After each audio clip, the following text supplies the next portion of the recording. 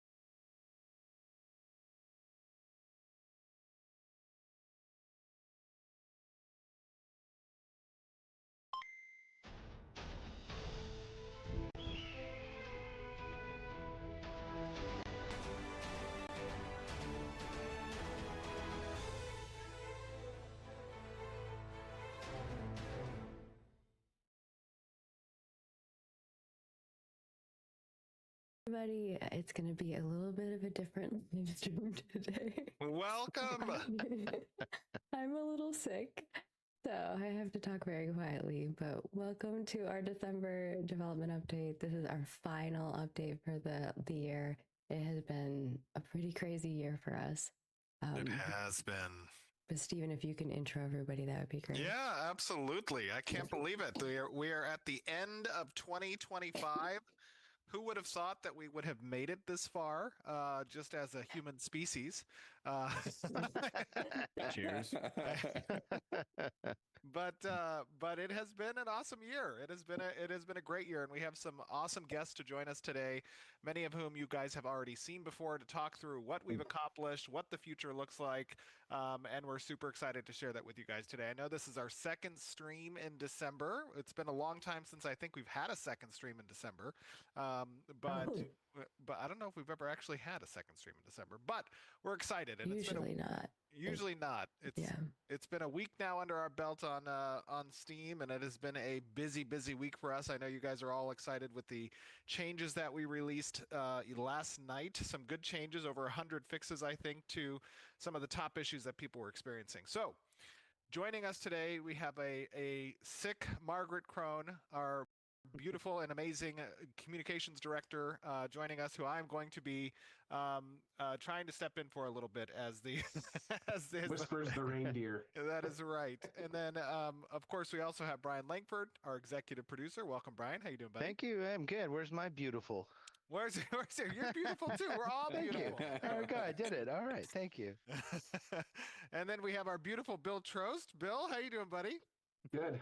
Awesome. Feeling good. Welcome, our director of design, and we have our director of production, Jacob Buchler. Jacob, how you doing, hey, brother? Everybody. I'm spent. Thanks for asking. And then we have our favorite soul crusher, our test manager, our lead QA, Hector. How you doing, Hector? I'm tired, but doing great. How are you? I am doing good. You and your team have been doing a lot of work over the past few weeks. It's been busy nights for sure. The arbiter of what is fixed and what is not. The crusher of souls for our devs when their fixes don't make muster. But okay, so we have a fun show to talk about today. I am bringing up our run of show, and I can take it. Okay, yeah. So first we have our YouTube spotlight.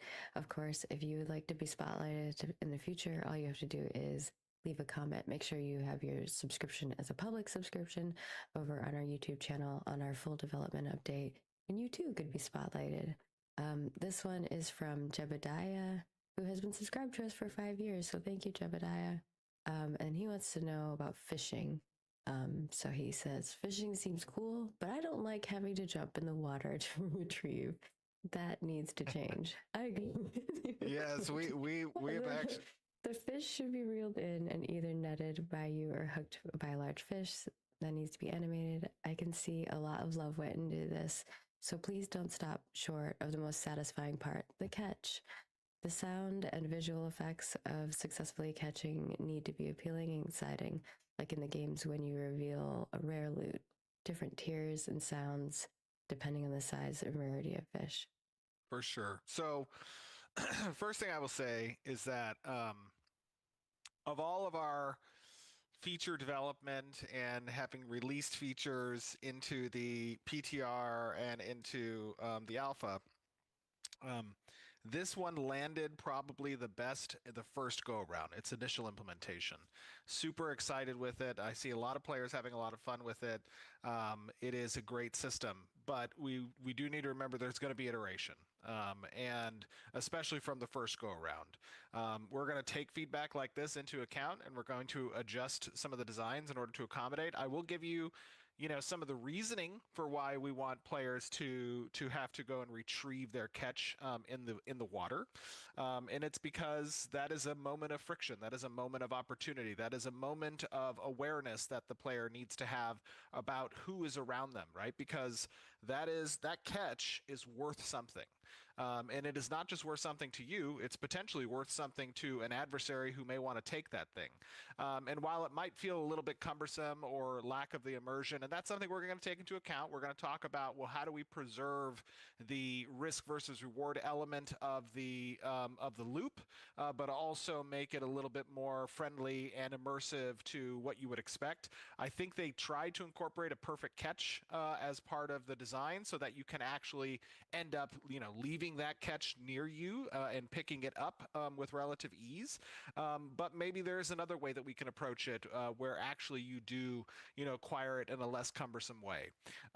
So just stay tuned for how we adjust the design there. I would say give us your feedback. Go play the system.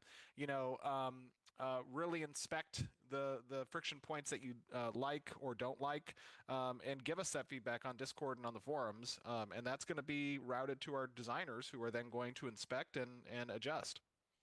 For sure, I've already been part of several conversations about upping the celebratory aspect of the catch. Yes. And so that's definitely on our radar. And there's opportunities there for varying levels of catch as well. To Steven's point, and some of those super rare ones might, as a benefit, give you a little bit less risk. Yes. And we see you all fishing. So many of you fishing. We do see. Cool. There's a lot of fishers in Verra. A lot of fish. Got to keep those populations down. They're a menace. And moving on from there, similar accord, realm status and staying in the loop. There's a lot of communication, but we just want to make sure people know where to look for it. Housekeeping, basically. The best place to stay on top of like realm status and updates is Alpha 2 News on our Discord. If you link your Intrepid account to Discord, you'll get access to the Alpha 2 channel. But even if you don't, you can still view it, so anybody can see that channel. We're also using the launcher banner at the top of the launcher. You'll sometimes see that with critical and time-sensitive information. And for the Steam players, on the Steam page, you can also see any major downtimes or important updates posted in the Steam news as well. It's like right there, but I think people just don't see it. I just want to set expectations. We may bring realms down from time to time for pushes to fixes and in order to address stability issues.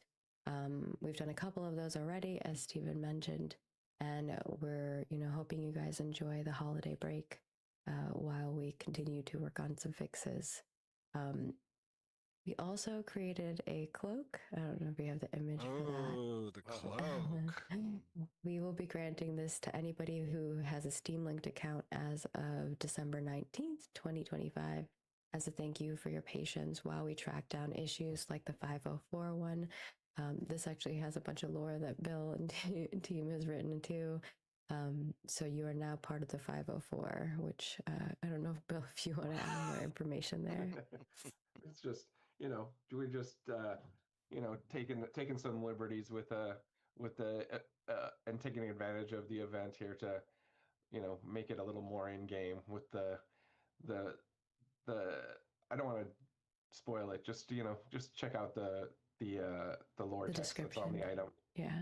Yeah, this is a little gift to you guys for putting up with some of our launch headaches, which, as you all know, every MMO, even at their official launch, not at their early access or in their alpha, experience launch issues on day 1 and day 2, and and we experienced our fair share of that from web on Thursday, the 11th, to some of the queue issues that we were experiencing on Friday.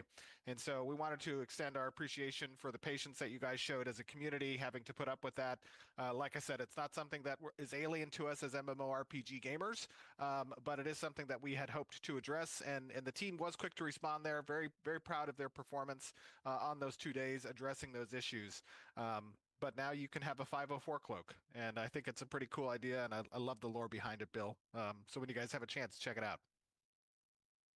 All right, and then from there, you kind of made a good segue, Stephen, of like how early access has been going for us so far. As far as, we've had a great increase in testing pool, which has been amazing. That's exactly what we had hoped for. We've seen a lot of different data coming in, new play styles, new bugs. We have Hector here to talk on that front. We're going to talk about bugs a lot today. We're finding issues faster than we ever have, and we're turning those fixes around as quickly as we can. And we've seen a strong concurrent player base, which has been amazing for us. And obviously, we still have a lot of work to ensure that we keep that and retain those users. And, we've seen a lot of ranges of hardware and environments and things of that sort that we've been looking into on the tech side. I don't have any of my tech people here necessarily, but they've been working very hard and doing a lot of great work. Yeah. Stephen, is there any data She's you sick want to as a share? dog. Insight? Yeah, I know most sure. stuff is publicly available on Steam. Yeah, I mean that's one of the strengths of being on Steam, right? You guys can scour some of that data and take a look at the Steam DB and see how we're doing both from a concurrency standpoint, as well as from a review standpoint. And like I said, we had a couple of Yes, she big is. hits between web And on she is still Thursday here. and the queue issues that we experienced on Friday of last week. But and that we took a little bit of a hit on the reviews, but I think over the course of this last week we've seen a significant trending upwards, especially when I look at people who have played the game for at least an hour. When I filter those by an hour, or I filter them by 10 hours even, right, those reviews start to go up to the plus 70%. I think we're at 72 or 73% positive reviews, which for the state that we're in right now, for early access, for the alpha of the game, I consider that a very positive metric. I consider that a very good success point.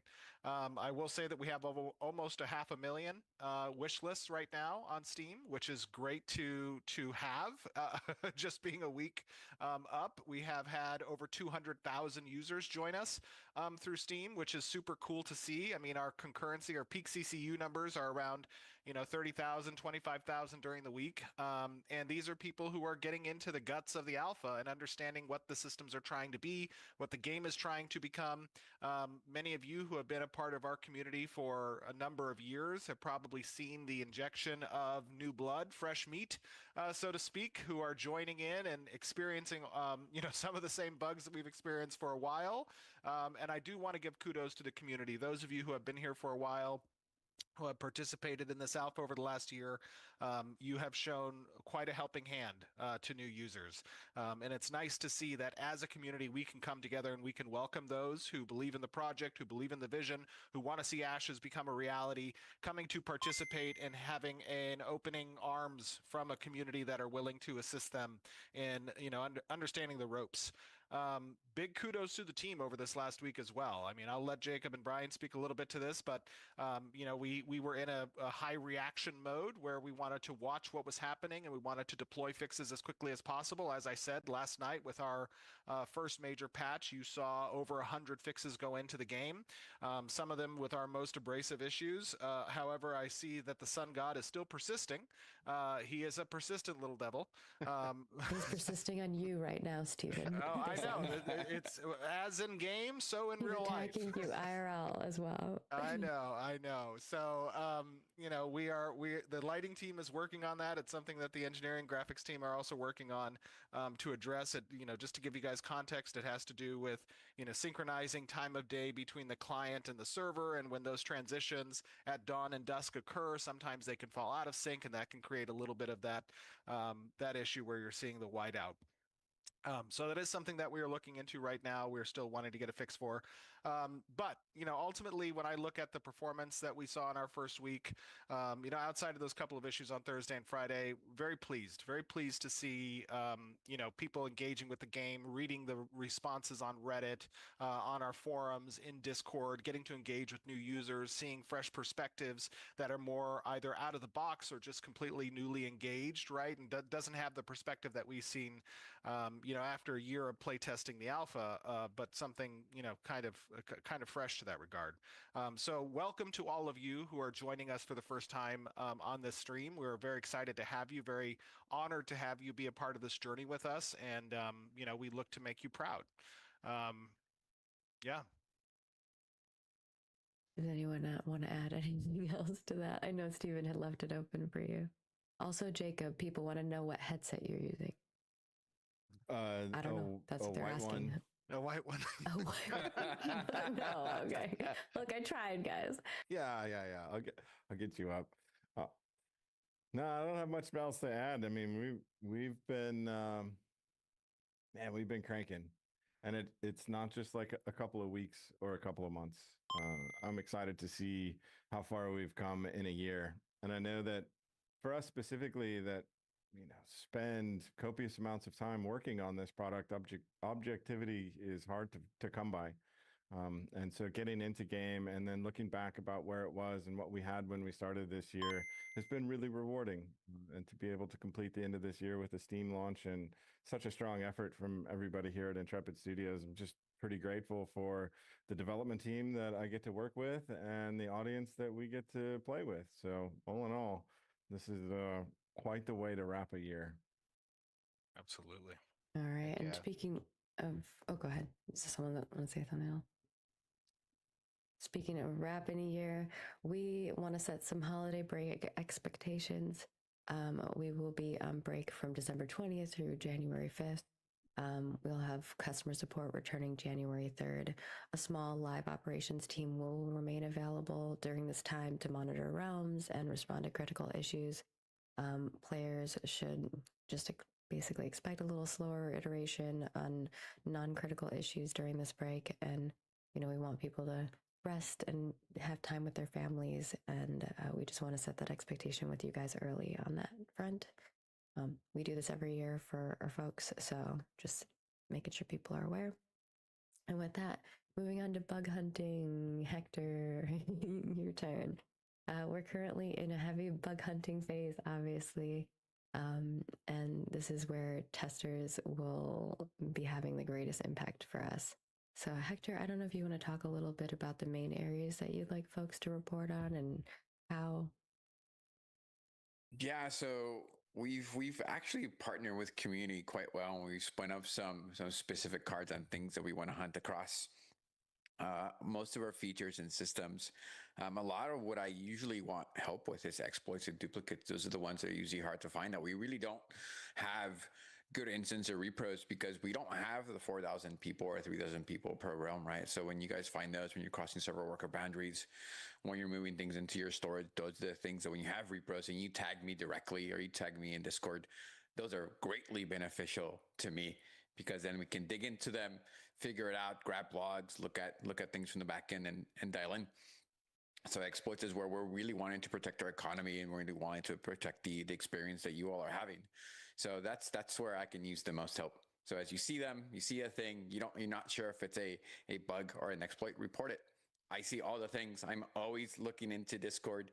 Doesn't matter what time. You guys sometimes ping me at 2 a.m. I'll probably pick up the phone and look at it. And if it's a real issue, I'll probably find someone to help me look at it. So I appreciate all the investment from the community, all the reports that I get directly. It's been great, and it's helped me optimize, and the directors here optimize very quickly for what we want to fix. Every day I sit with these boys and Maggie, and we talk about what we want to fix, what we want to prioritize, and where we want to go. So all your reports are read. I am reading all of them. I have a whole team that's embedded that's helping review all your reports. And again, we optimize for what we want to fix, and we can't get to all of them, but know that we're reviewing all the issues. I think, Jacob, you could correct me, but I think we probably reviewed in the last month, we reviewed close to 1,000 issues. And from that list, we're triaging and optimizing for what we want to prioritize for each of our releases. So it's no small feat, but it is a lot of work. And some of that work is thanks to this team and thanks to the people who are playing our game and helping us understand what to find and where. Yeah, I just want to reiterate, for those of you who are joining us newly, What is name of fresh guy meat in talking? the crowd, so to speak. Can't see nameplate. There is a purpose to this alpha, and a large part of that purpose, not just validating the fun of the loops or the, intent of the design, but also the implementation. From a bug standpoint, there is a report feature, there is a bug feature that you can make sure when you hit issues that you are utilizing, because that information gets collected, it gets collated, it gets reviewed, it gets assigned out, and then it makes its way into a patch at some point. And we want to make sure that you are the lifeblood of that process. As Hector said, we have internally some 30 or 40 QA individuals that are either full time on the team or contracted out, and they're doing the non-game version of QA, which is not really playing, but going through and inspecting each of the change lists and each of the what the developers are doing and making sure that they're regressing bugs and all that kind of stuff. But as you guys go and you do normal human behavior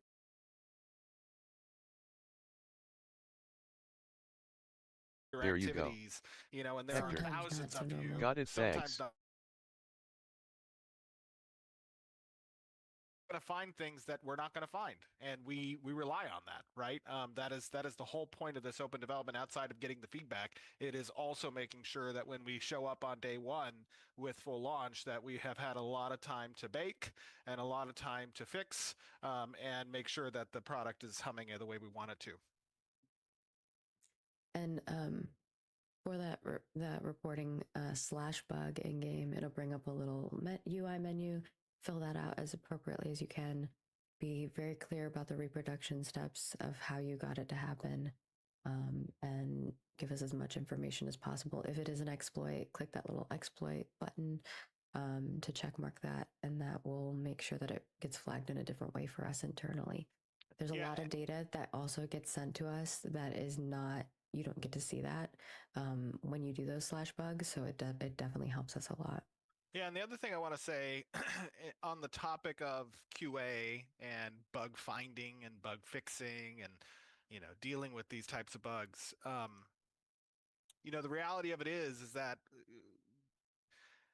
bugs are not an easy thing to deal with from a patient standpoint. And playing Ashes right now in alpha, some of these bugs are going to test your patience. And that's a good thing. It's not necessarily a bad thing, right? We are upfront about what this alpha represents, what the early access is about. It has an end that ultimately is an outcome we all want, which is a good product that we all can be proud of when launch day comes.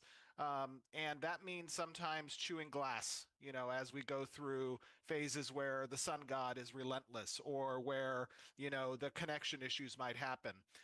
We are trying to do our part behind the scenes, at sometimes very late in the evening to identify, address, and fix these issues.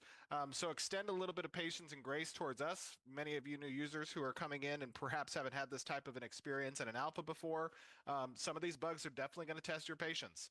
And I think that, if you ever are getting, just way too, way too, upset about a particular bug, move somewhere else in the world, log out, log back in, take a little bit of a break. This is going to be a marathon, not a sprint. And that's something that, we ultimately want to make sure that the product is good with. So, it requires that patience. Help express that notion to other people as well.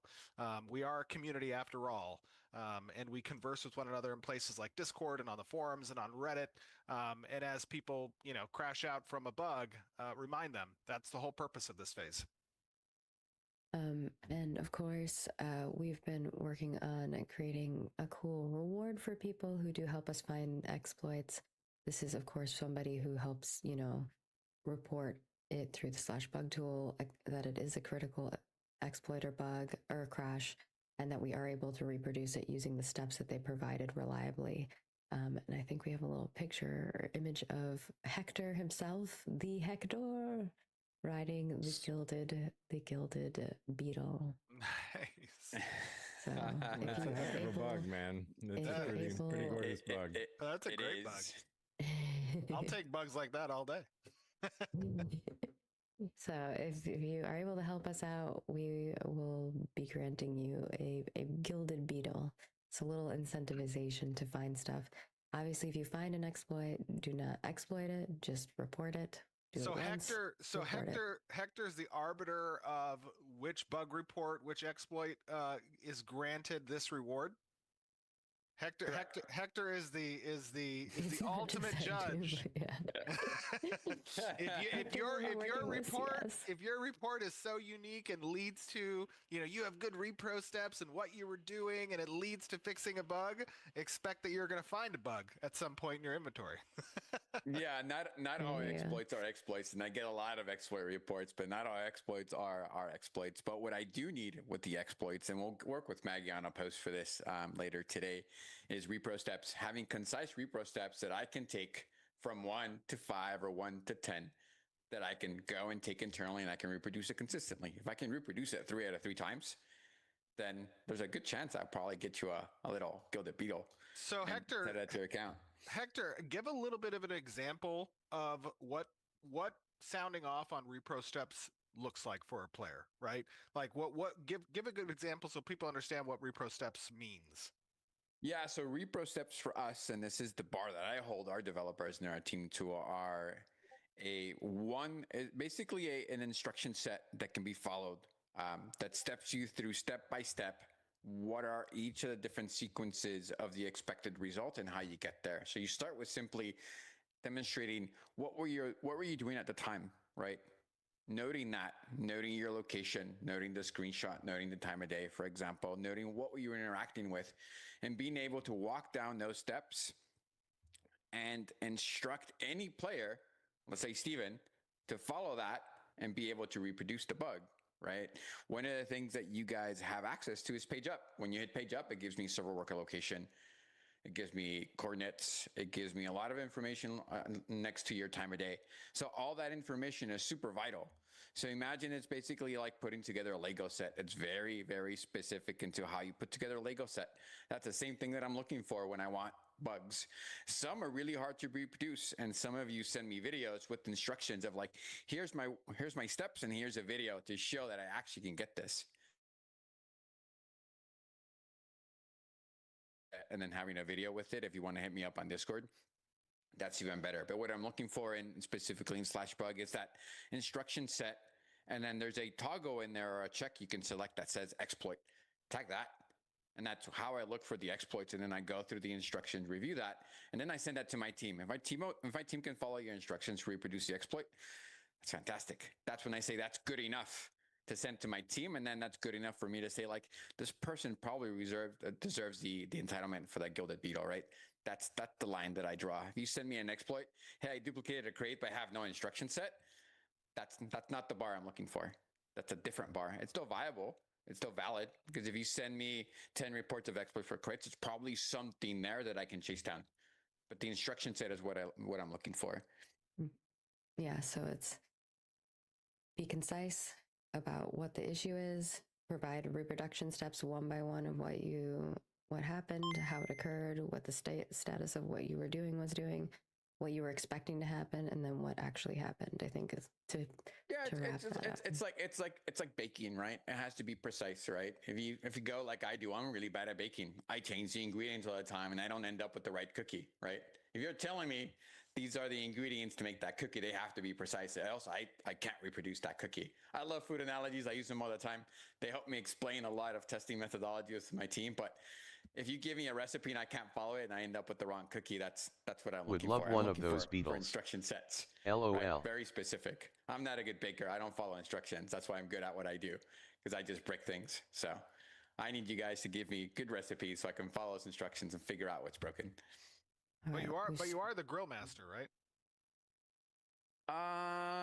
Most of the time. that was not enough confidence. Most of the time. I've heard stories. You told me you were going to come Apprentice. and grill some shit. So you know what, Steven? I went back to I think it was November, right before November. I used the wrong type of charcoal, and it was charcoal that's for like an inverted grill, and it was flying sparks all over the place. No. And then one of those embers got into my eye and just ruined my night. So I'm like, am I good at barbecuing? Yes. Am I the grill master? All the time? So don't do what I do and choose the wrong coal. Yeah. We could be here talking about bugs all day. I think we did talk about bugs for a really long time, but we do have Hector here for that reason. So I wanted to make sure he had ample time to talk about it.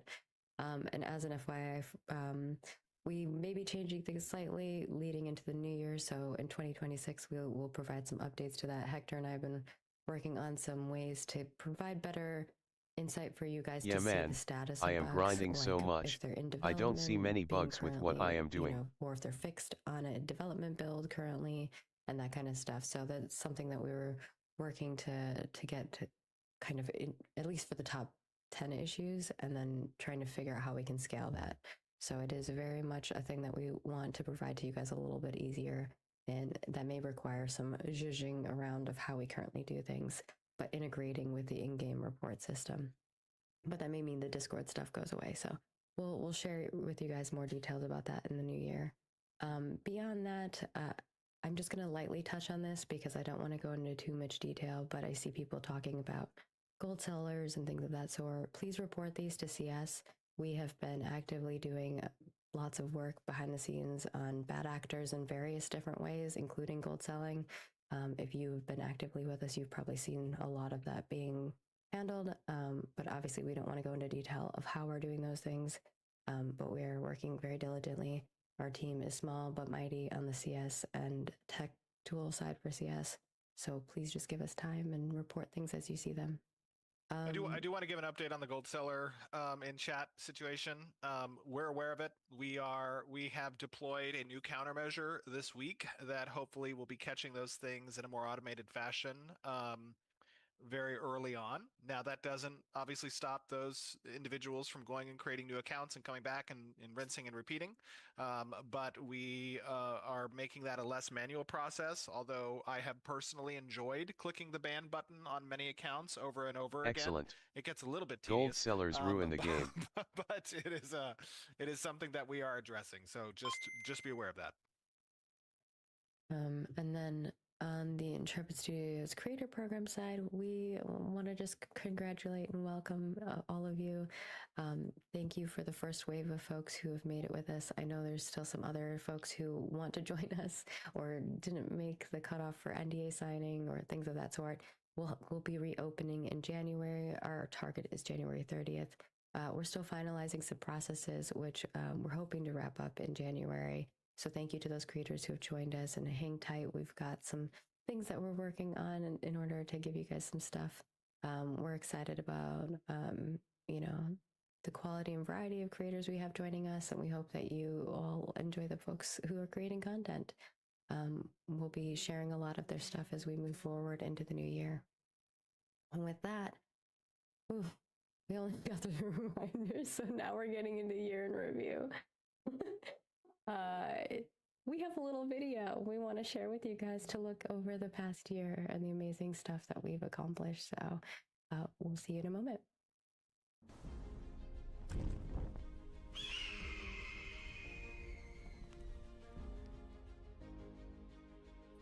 If you wanted to be a competitive player in this PvP style game, you had to swipe your card. There was a lot of MMOs that were going in that direction. Nope. And so I thought there was an opportunity. It's those circular windows at the top. I know what it is exactly, but I just wanted to see if there's a way to put on like a ring light on the right side or something. Yeah, dude, character customization for this game is insane, by the way. Complete and total character immersion, that is the key to the game. It's really cool seeing the throughput being so fast. Usually these kind of changes don't go through this quickly, and you guys are burning through your roadmap very quickly, which is cool. I have to say the spell animations are pretty impressive. The spell animations look kind of sick. Playing Alpha 2, the one thing that really stood out to me is I had fun. If you want to spend $50 and be a part of the development process of something that might be really sick in a couple years, you can be like, yeah, I was early access into this, and like I helped kind of create, what this thing could be. Then I'd be like, yeah, that's the person that should spend the 50. The game is feeling better and constantly improving. The potential is there, and I truly love the game as I know what it can and will be if Intrepid keeps cooking. Every time we moved on the map, it felt like I'm an adventurer, not I'm winning at a video game, not I'm trying to gamify this to be fast, gamifying this to be as efficient as possible. You're like, no, I'm actually like, I'm going out and adventuring in a world. I hope you guys are excited for Ashes. I'm excited. I think it's gonna be great.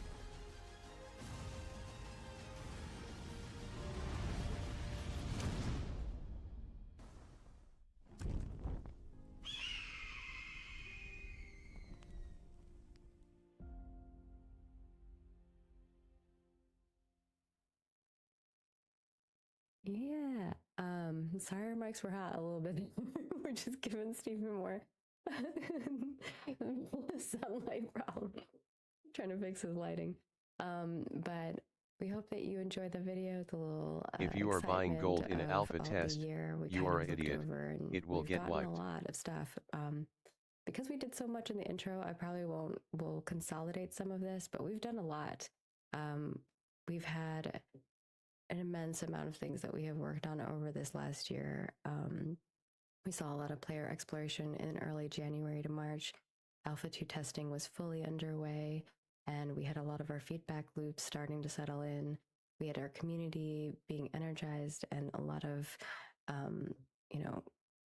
bug loops went through. We had towns and city progression systems, crates and loot systems updates. We had our Harbinger milestone that we introduced in July, September. Great point. And then we went into sport fishing and summoner archetype, and Alpha 2 Phase 3 rolled out, and then summoner, and then early access. Everything you buy will get lost, LOL. Our Return to Verra trailer. So it's just been a lot. And then, of course, with Steam release at the end of that. So this year has been a lot of stuff for us. And I kind of wanted to propose some questions to the team. I'm going to consolidate some of these so that we can make time, because obviously we've got stuff to do today too. But what do you think, when you think back to early 2025, what surprised you the most about how players explored or interacted with the world? I talk a lot, so I'll let one of you guys grab this. Not it. 1, 2, 3. I feel like it's a good Bill one. So what surprised me most with how players interacted with the world? I mean, I think just, everybody's embraced the world, like we hoped they would. I feel like, that's the thing that's gratifying, is that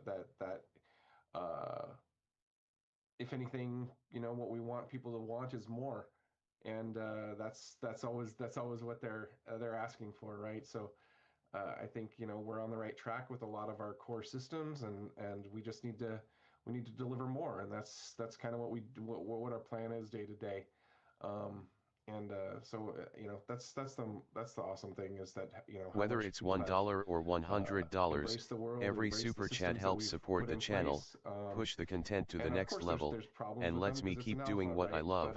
Hanging out and gaming with you. That they've generated as much interest and been able to hold people's attention for over the course of this year, is a good testament, I think, to what we've accomplished, and the community that's been that's formed around it, and ultimately that's what it's for. It's for the players and what they want, and it's good that what they want is more and not something completely different. Yeah. When I think about how players have engaged since October of last year with the world, I look at, traditional faction-based games, and I look at how we've tried to position some of the, player tools to create their own communities and their own factions within the world. Right now, it's very centrally located around specific settlements and identity around those settlements, and the conflict and the camaraderie that can come of that. It's like creating a little ecosystem of politicking that exists, and watching that friction develop naturally around scarcity of resources or locations. Right now there's a lot of grinding, and there is a lot of mob killing and whatnot, but there is still healthy conflict between those player groups. Sometimes that requires coordination and cooperation, which is interesting to see when those types of challenges come up. That's what's been interesting to me. I think continuing to push into that space of giving players the tools to forge their own alliances and enemies is ultimately what a non-faction based game is all about. I think that's where people become most emotionally invested. And so long as the world is interesting enough to elicit that type of progression and engagement, I think it's really cool to watch how those relationships change over time. That's always interesting. And of course, I love reading, the banter that goes back and forth in Discord, out of in-game activities and whatnot. I think that it's cool to see, people develop these types of tactile relationships with each other, sometimes adversarial, sometimes cooperative. I think it's really cool. Chat PvP equals best PvP. I don't know about that, Quentin. What parts of the systems that we implemented do you guys feel we landed well? And were there any moments where player feedback directly changed our approach to things? Over this last year, yeah. I think that one thing we've seen high praise of, and I 100% agree with, is the way that combat feels. We've often talked about how we've had, 1, 2, 3 takes at combat over the years. And what's nice to see is that through player engagement, through interacting with the testers, that we were able to arrive at a place where combat felt good and we could build on it and we could build on that system more. And it's going to be exciting to watch us continue to build on that system.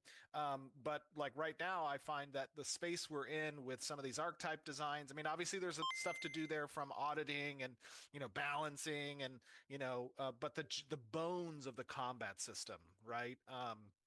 That feels really good to me.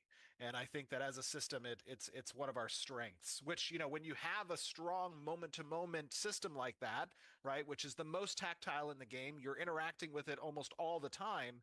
That gives us a lot of opportunity to create really cool and interesting encounter designs and NPCs and bosses to build around, the PvP that funnels into it. Like all of these systems touch in some way, shape, or form your moment to moment gameplay combat. And so as Bones, if you have that structure, that foundation in place, you can go to really cool spots from a content standpoint. And that's what I'm most excited about. I think for me, it's the mercantile systems and how they're all falling into place. They all need a lot of work. Obviously, we need to get back to giving caravans some more love but caravans and with the addition of crates and mules and ships, that whole mercantile game, I think, is just a really, really interesting and attractive thing, and has endless possibilities of expansion as well, to make even more interesting, and create those emergent situations that will feed a PvX game. Nice. For me, I think the things that we landed well, bringing the rogue and the summoner to the audience this year was I think done well. We are scrutinous of our own quality bar, and I think we did good across those. Are they great? Subjective. We'll see.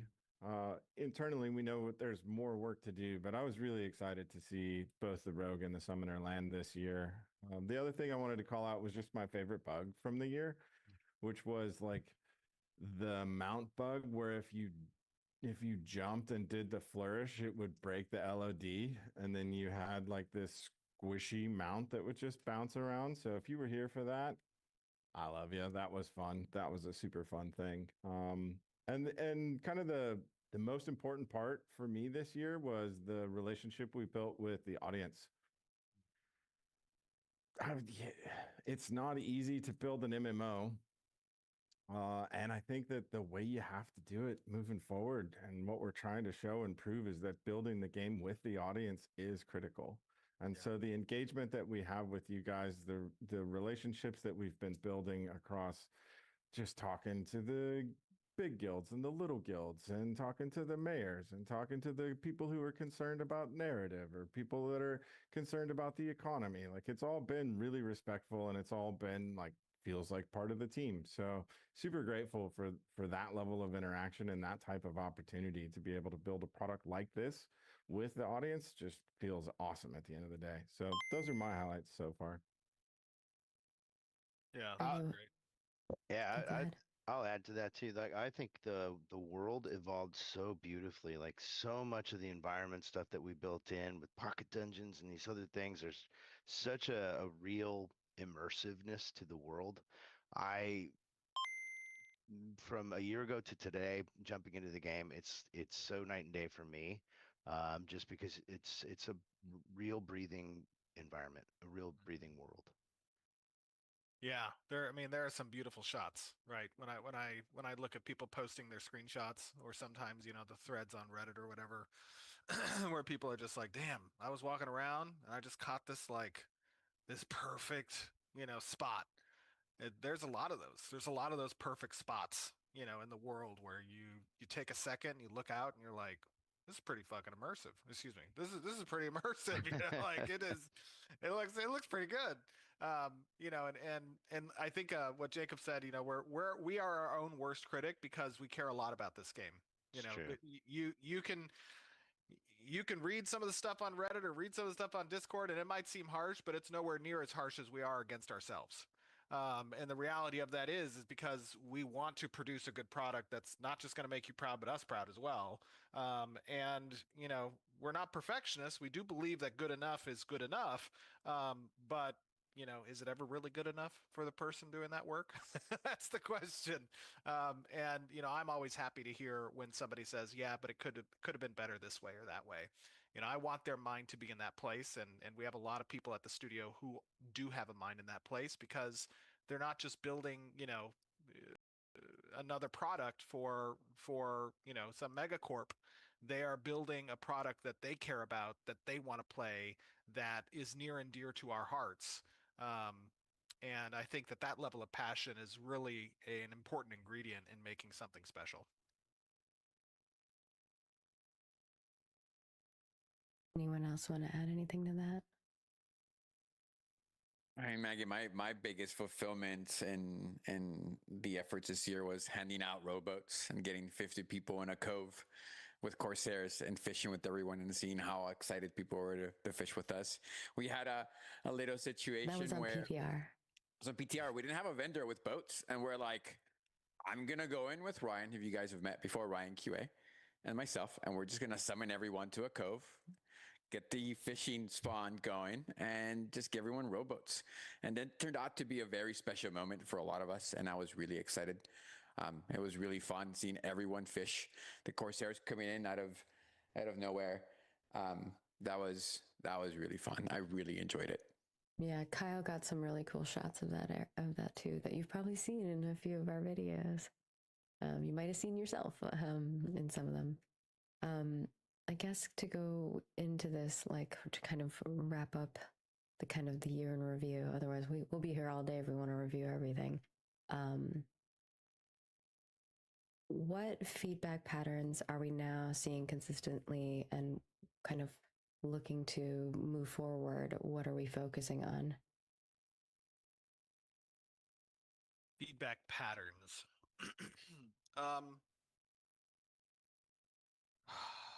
Yeah. I think I saw Jacob on mute too. Go for it. Go for it. I don't know if he has something to add. I don't think so. The feedback patterns that I'm checking out right now are right where we need them to be. People talking about balance. Well, buff rogues, nerf clerics, and I say that in jest because I know nobody wants a cleric nerf. I main one too.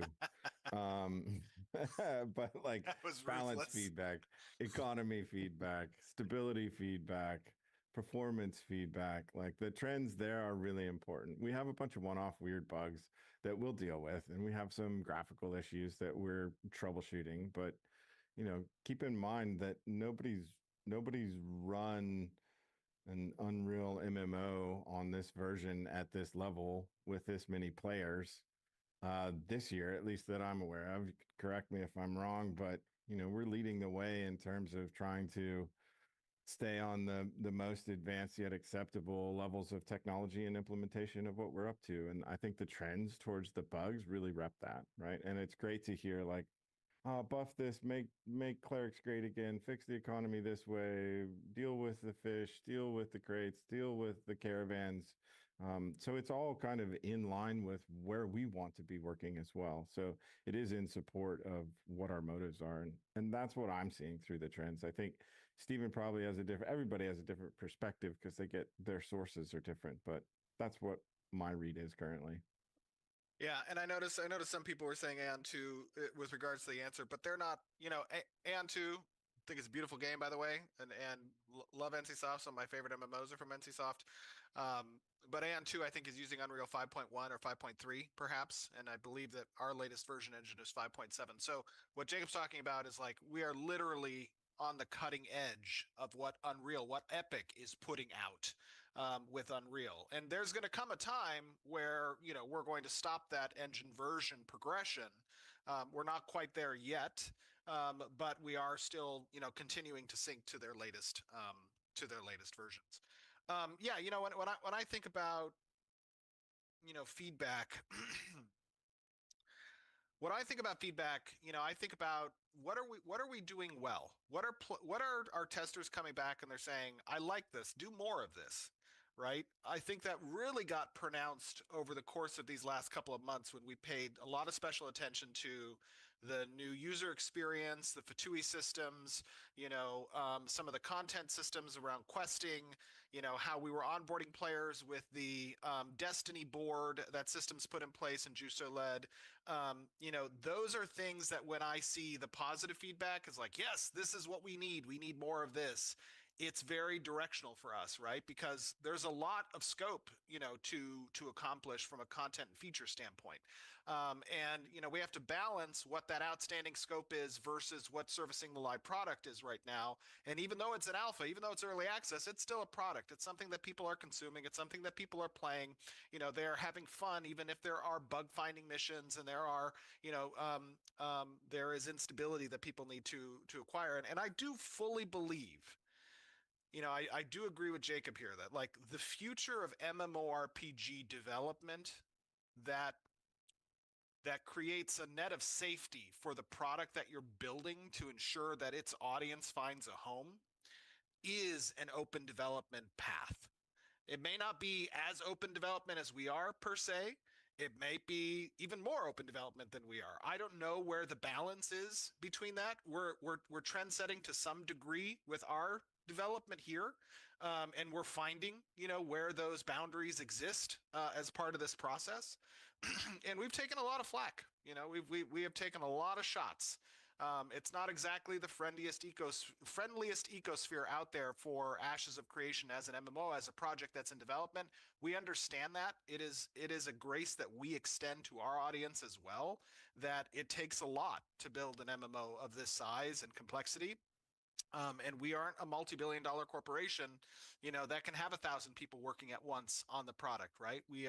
We're sizable now. We're over 250, developers at Intrepid, but it's a massive game that we're building.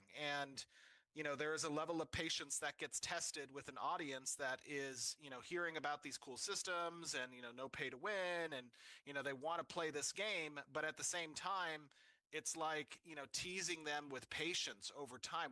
I get that. Like that is 100% understood on our side.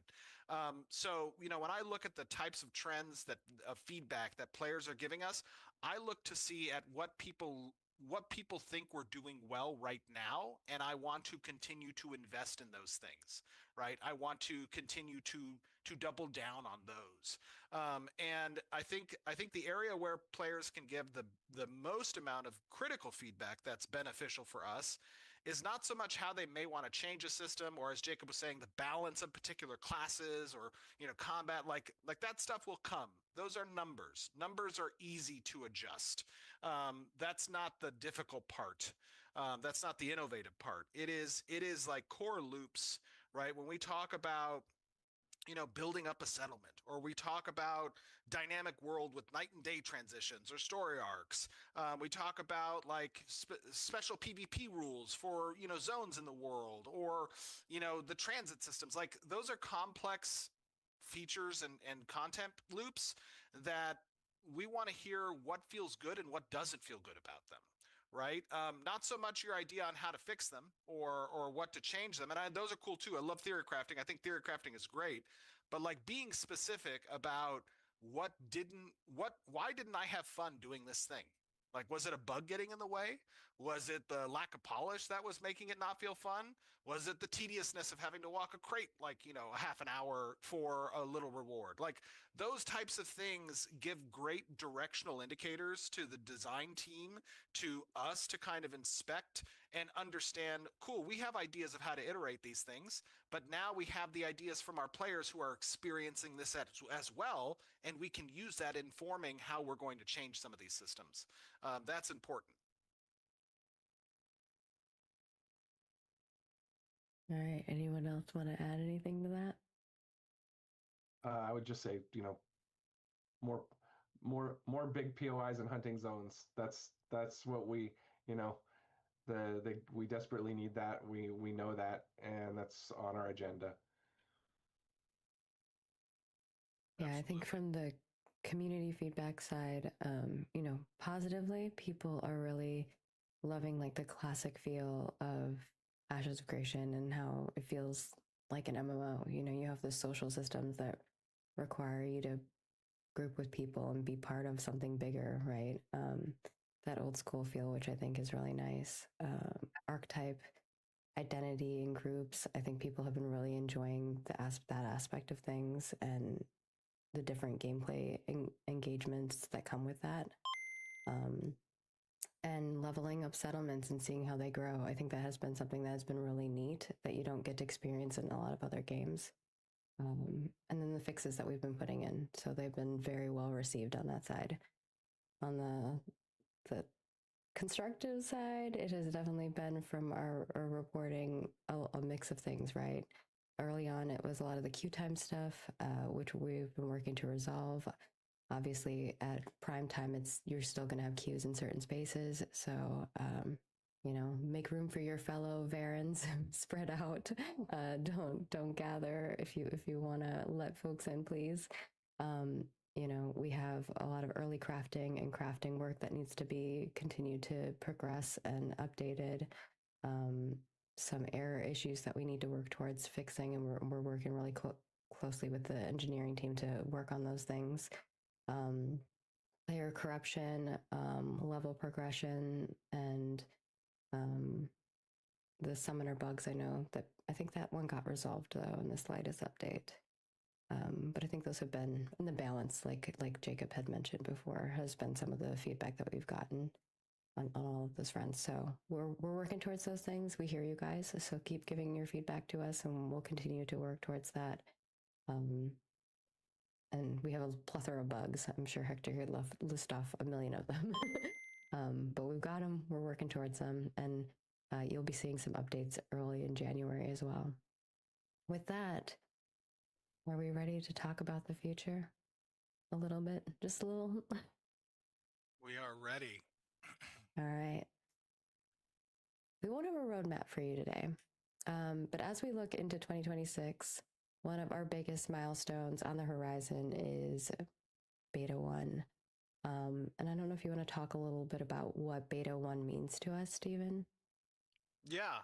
I mean, when we think about beta, what that really means for us is that we have all of the gameplay features in Ashes. And we have, the majority of the content available that we're planning to ship with, right? And, there's a lot still left to do, obviously. But, given where we are at with the tools now, given where we are at with the canvas of the world, and the core systems that we have in place, we're feeling pretty confident that, in the next year, we will make a lot of progress. And I think that that's substantiated, right, by the progress that those of you who have been with us before early access on Steam saw us do in the last couple of months, just with the first time user experience in the Riverlands. And as Bill was saying, like standing up those POIs, right? There is a lot of content that's outstanding, but we have a lot of assets that we've made, and we have a lot that's available to us to build upon, and with relatively quick manner. So our focus is getting to beta, is to fix the bugs that we have, address the instability that we have, fill out the outstanding content, and try to get ourselves into a good position for beta. Correct me if I'm wrong, on other fronts is, polishing some of the core systems that we have as well, especially like the settlements and economy things, making sure things feel cohesive and readable and scale. And then PvE content, including quests and settlements and kind of like that deeper lore arc as we go forward. Kind of evolving things on the PvP and archetype side as well. Does that make sense, Stephen, as well? Yeah, absolutely. We know that content, in a sand park type game like we are, it's never going to be our objective to fully handhold the player with quest A to B to C to D. Our focus is to develop systems and tools that allow the players to create their own experiences, their own dynamic and unique types of interactions.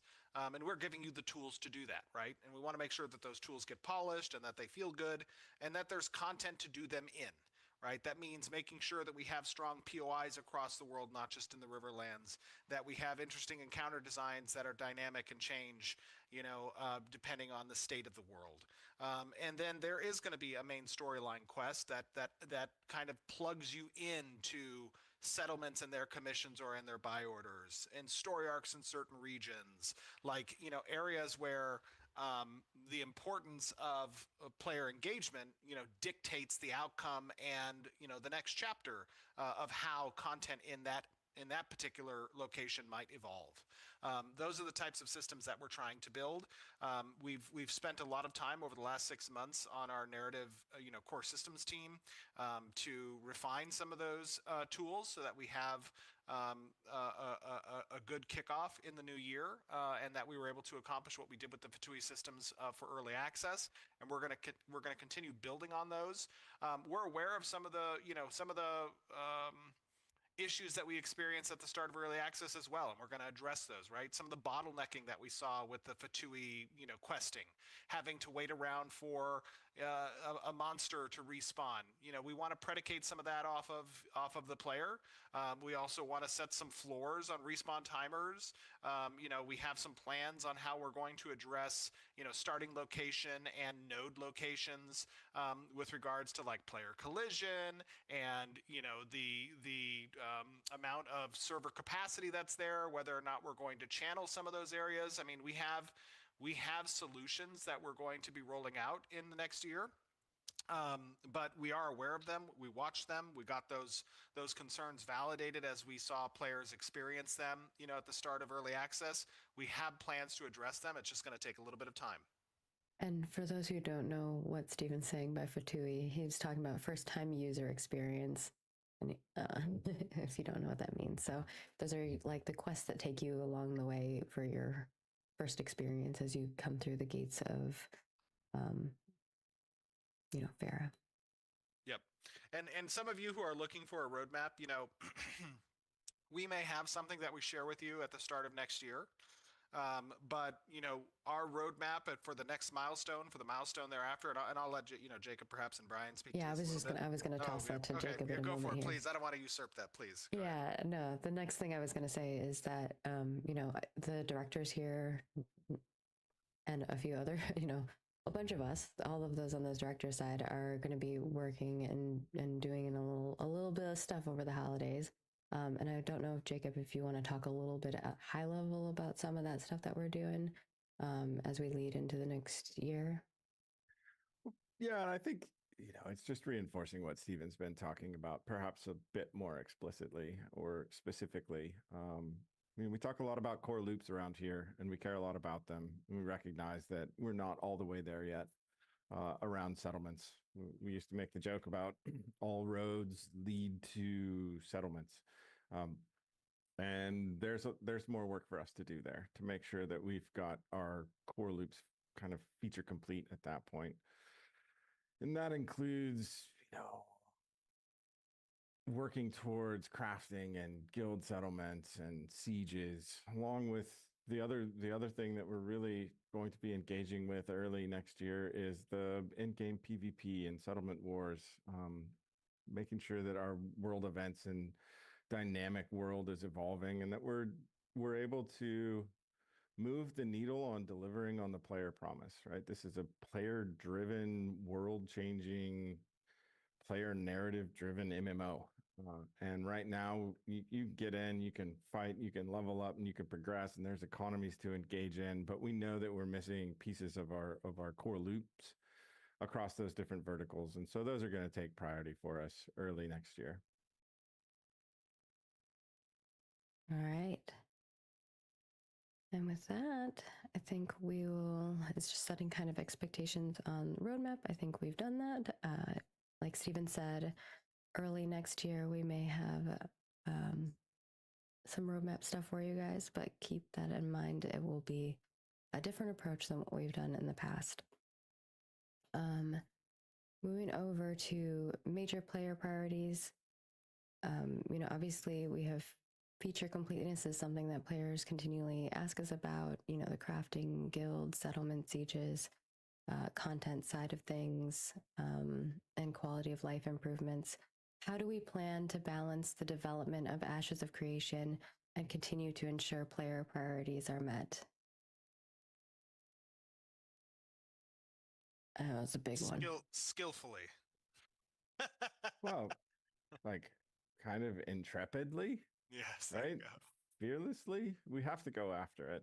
We have to continue to provide the players the value that they're asking for and continue to build the game. It's one of the ultimate challenges of building products like this.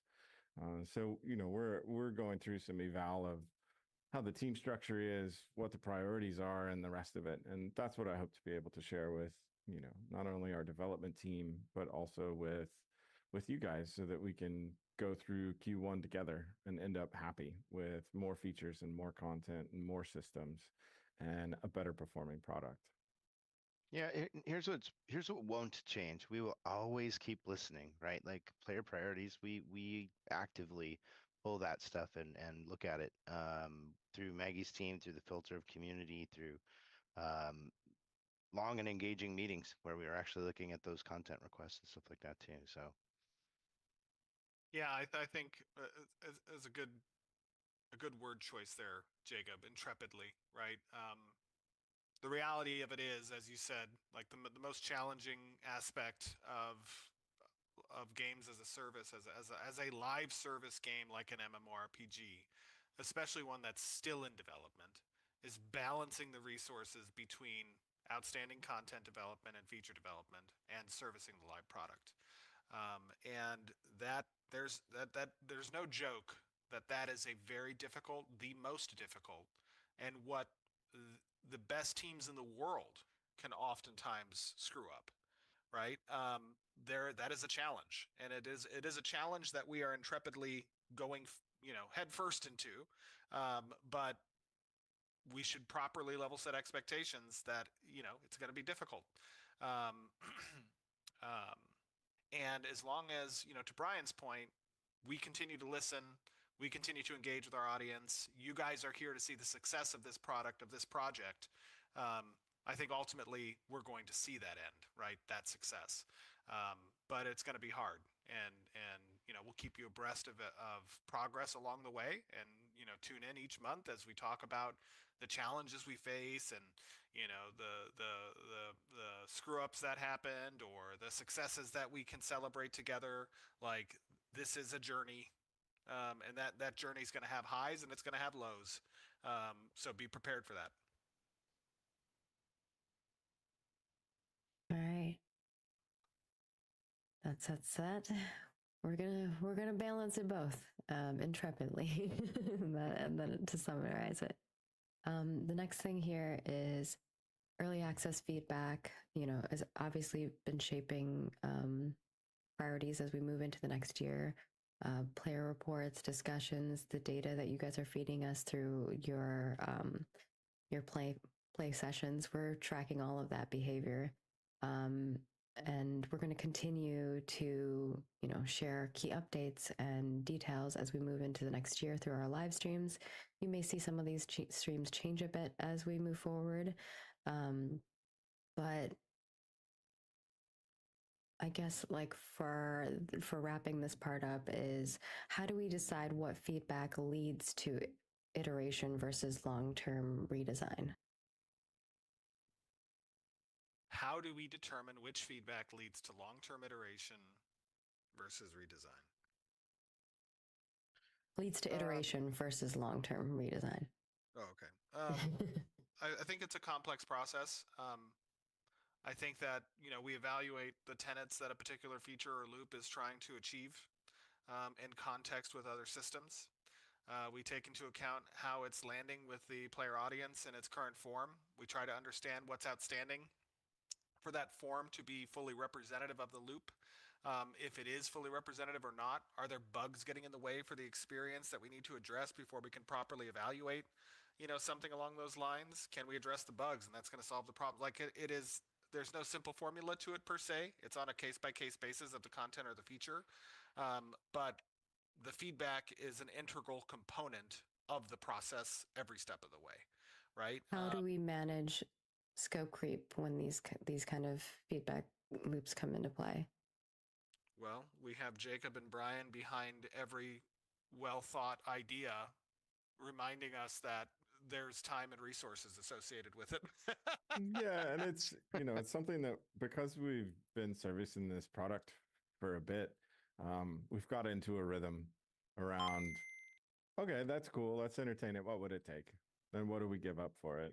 Exactly. And what is the priority? Is this higher player value? Is this higher stability, higher performance? Like, how does it affect the long-term goals? How does it affect the short-term needs? So we've got a pretty nice rubric that I feel comfortable with at this point. It was a little wild when we started with 2.0 in October. A bunch of arm wrestling matches and showing teeth and fighting over what needed to be done. But look, we're a year and a couple months past that now, and we've matured as a company. Our processes have matured, and the feedback has been consistent and growing and loud, and our audience is well engaged. So, it's something that doesn't feel difficult at this moment. It's just more work, right? And none of those are like black and white life and death decisions either. They're all priorities. Mm-hmm. So just because something isn't the current priority doesn't mean it's not going to be a priority in the future. So it's there's that's a good thing to note, Bill. Basically, yeah. I think that Stephen has talked about this a few times before too, is that just because something scope-wise doesn't make it into beta 1 or to make it to our launch list doesn't mean that it won't be put in after, right? So just keeping that in mind as we move forward. My last one here is going to be, how can the community best help us test and refine what's coming next? And then we'll get into some live Q&A. I mean, I think once we have the PTR set up after the break, if we're talking about what's coming next and how to test that, obviously people want to focus on where there's persistence, where it matters, so to speak, and that's on the release realms. But we're going to have certain activities and certain focuses around testing that Hector and Margaret are going to be a part of communicating. And when that PTR comes up, we need some engagement, right, from people, even though it's going to be, wiped after a session. We want to make sure that when it gets introduced into the release environment, that it's had some time to soak and some time to iterate. And that means that we need to be engaging on the PTR as well. So be on the lookout for when those get scheduled. We'll communicate them. Like I said, Margaret and her team will be a part of that. And Hector's going to be part of orchestrating it. but we need people to participate not just in the alpha release realms, but also in the PTR when that becomes available next year. Yeah, Steven, I was gonna say, Steven, it's I think important to call out that the Gilded Beetle can be handed out by finding exploits on PTR, not just on live. So there's an incentive to go to PTR and test with me as we orchestrate these tests. There you go. How many rewards have you handed out on PTR testing so far? I would have to go look at that list, which will take me away from this call. So I will have that data next time you bring me on the live stream. Unbelievable. He's trying to make sure he gets to come back. That's it. So I gotta make sure I'm accurate. That's it. I love the question, Margaret. And, I think very specifically, one of the things that I've always done in the games that I've been working on or the games that I've been interested in playing is like just to be creative with your focus. I can give you an example. When I was working on Deus Ex, I did a vampire playthrough, which was to see how many people I could stuff in air ducts, right? To just take all the people. That was the whole playthrough. It was just like a vampire playthrough. I want to make everyone disappear. And right now in Ashes, I'm doing like the Tom Sawyer Huck Finn playthrough. I'm trying to spend all my time on boats and just focus on boats and crates and the PvP and the open water and the rest of that stuff, or pirates or pirate playthroughs. So don't be afraid to like roll different tunes, test out different features, and focus on different things. It's a big game with a lot of content and a lot of complexity. And I find that as a player who's just interested in getting in and testing, like having a specific focus, that direction helps me. So if it's fishing or if it's PvE or PvP or trading or crafting or whatever it is, like being able to focus on those with specific characters or playthroughs, that's a really great way to engage. Awesome. Anything else anyone wants to add? Otherwise, we'll move to some Q&A and wrap this bad boy up. Yeah, I just want to talk a little bit about some of the outstanding issues that are on the release environment right now. Yeah. We're aware of the Node XP issue. We're trying to get a fix validated for that to be deployed as a hot fix at some point in the next few days. And we are also aware of the Sun Lord coming back into view. Our team is taking a look at that, but it's a nasty bug. We are also aware of the gold spammers. We are addressing that. We will have some solutions for that soon. And what are some of the other issues that we see that we are looking at? Do you know, Jacob or Brian? Well, I mean, the general stability, right? Like when people are hitting code 37s or the server worker goes down and it takes a couple of minutes to get back in, we're well aware of that. Right now, with running as many server workers as we are and the rate of the server crashing, like it isn't ever going to be acceptable until it's absolutely bulletproof, but we're not there in this phase. We aren't bulletproof. We've got issues, and if you can find ways to help us track those down, that's cool. Most of this is through logs and debug and the rest of it, but we are aware of the connection issues. We are aware of the stability issues, and we're actively hunting that down. The 21,000 hours we spent in the first 2 weeks of December towards developing this game, it's not pulling back down to zero while we go on holiday. Like we're still here, we're still getting after it, and we're still trying to stabilize the most critical things so that everybody can enjoy a super holiday season. Yep. Yeah, and on that front, EAC download stuff, we're looking into ways to help you guys with that. That is specifically more of it's like your files are not properly working, like, or they're not the same, like your build ID is different, so you have to like re-verify your files. Well, first try logging out of the launcher. If you experience EAC issue with validating the files, first try logging out of the launcher completely, and if that doesn't work, then you can verify the files. That usually is only going to be experienced when we have an update that gets pushed for the most part. So that's good. But it's just a lot of people getting for that. Sure. And then the HP loss, we're looking into that. I know there's a lot of people talking about Vassalship and Settlement XP. We're aware. Anvil spy orders, we're aware. Permanent PvP flagging issue, we're aware. Characters de-leveling and can't spend skill points, we're aware. So those are just some of the, I mean, we will be here all day if I list out every bug that Hector and his team have put in. So just because Stephen had asked for more. The HP one we're looking at today as well. So we think we've identified the changeless that introduced that. Okay. Then let's move on to live Q&A if you're good, Steven. Yep, let's go.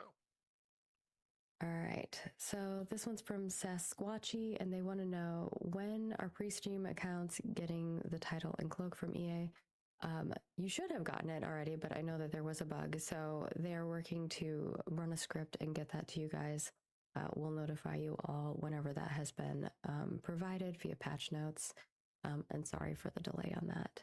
I believe all Steam accounts have now gotten it, but the pre-order packs and Kickstarter bundles and those folks did not for some reason. So I think we've resolved that, but it needs to get like pushed to you guys. And I'm just gonna slim this person's name down, which is Grind. Is there a timeline on 25 plus and 2 class unlock? I'm not sure what that question means exactly. On the second class unlock. So it's I see. Like the secondary secondary archetype. When are we considering raising the level limit, and when are we considering introducing second classes? Gotcha. It's just worded very strange. Level limit. Not working. Level limit is something that we're going to be working on soon, meaning early next year. It'll be in the first half of next year, and we are already doing some exploration on the second class, but don't have an answer for you yet. As I said, we'll likely be talking about some roadmap stuff in January. Prime wants to know any opportunity to have South American servers or other locations.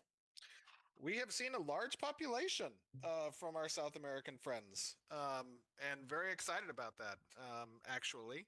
Very cool to see. With regards to standing up a cluster and a realm in South America, probably not something that you will see soon.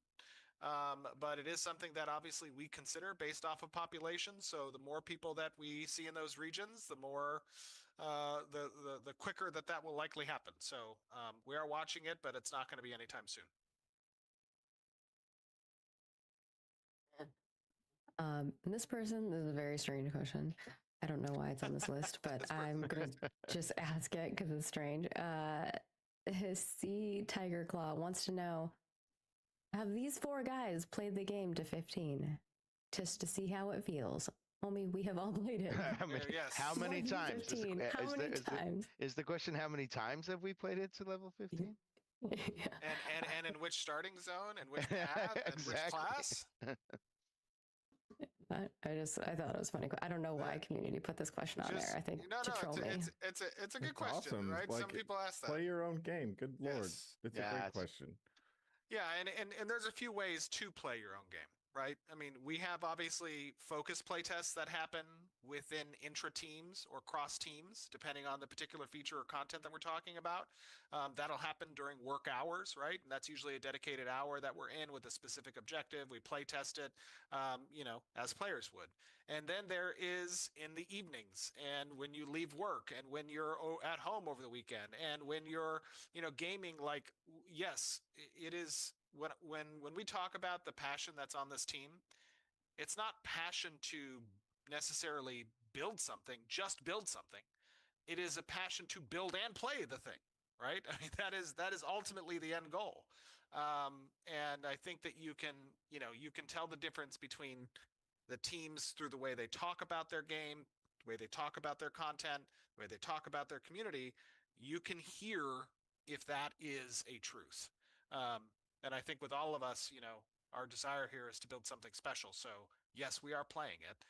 We are feeling the pain you feel. It is not a matter of whether or not we want to address the pain sometimes in these cases of bugs and or balance issues. It is a matter of prioritization. We have a lot of work ahead of us, and balancing between those two things of improving the live service versus the future work we have to get done means that we can't do everything all at once, and it's not going to come as fast as possible. It is stuff that's going to take a little bit of time. And so when I talked earlier about, alpha testing is a test of patience, really more than anything else, because it is a level of patience that's required in order to chew the glass for as long as might be necessary before that particular issue that's in your eye and you hate gets addressed. Now, the more vocal that we talk about those things, the more bug reports that we see about those things, it is going to be helping to raise priority to some degree. As I said, the voice of the community is an integral component of that process. And so, you guys experiencing that and talking about it is part of also informing how we prioritize. Also, we don't use cheater flags typically, just so you know. Like when we play the game, we play it raw, and we go from beginning to 10 or 15 over and over again. I use cheater flags to make characters that look like they are exactly what a particular guild might need, so that I can infiltrate the guild and listen to them talk about playing the game and experience the.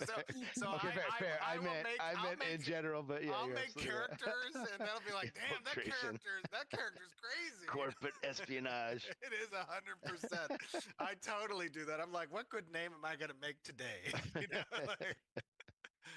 I will admit I don't have a character to 15 on Steam release yet, but I have 6 to level 10.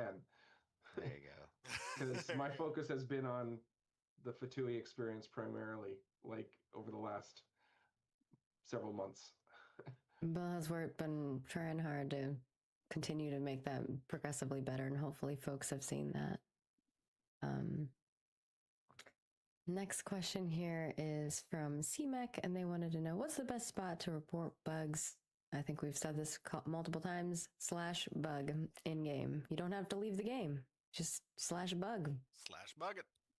/bug it. And if it's an exploit, click that little exploit button. /bug and explain the issue and how you arrived at the issue.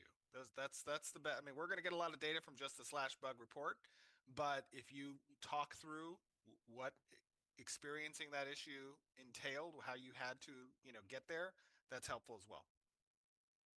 And then Optimus Rhyme wants to know, what's the best place to submit quality of life adjustments? You can post those either on forums or Discord. We compile daily reports for the development team, and then weekly reports. Like, they get all the information from you guys. I spam that stuff down everybody's throats, and they probably get annoyed, but our team is working hard to compile all that data for them. Everything gets read. It is a lot. Blanker wants to know, what's the status of dynamic gridding since start of early access? There's a lot of progress made on dynamic gridding, and right now we're still working with a few issues that relate to cross-server boundary nodes, and that relate to I don't remember the second one. I know there was a second one. The POP. Thank you. The population service and cross-boundary POP after server splitting. So those are two issues that the networking team is working with our gameplay engineering team to try to address. And for the time being, as we see potential splits happen, we've increased the worker count per realm to try to address some of the heavy load. I mean, we have a lot of full servers, right? We have a lot of full servers that are sitting at 5,000 to 6,000 CCU at their peaks right now in the realm, and that's a lot of people in that continent. So we're going to be addressing that in the new year. All right. Next is, before you all end, can you guys give us a leak for something the community can talk about and hope for next year? A leak. This is from Prime Mara. A leak. Steven is the Lord of leaks. My mind has been so far departed from leaks. I don't know. Do you guys have any leaks? What? You guys have leaks to give? That sounds like a trap. I know, it does sound like a trap. It is a total trap. The only one who can leak is you, Steven. The rest of us are like, I know. Yeah. I will say, that that it is a priority for us to get freeholds up and running. And I think what we come out with freeholds and housing, next year, I think is going to be a big departure from where freeholds were or housing was when we initially debuted it. So I'm excited to see that, but no specific leaks. I'm just no specific leaks.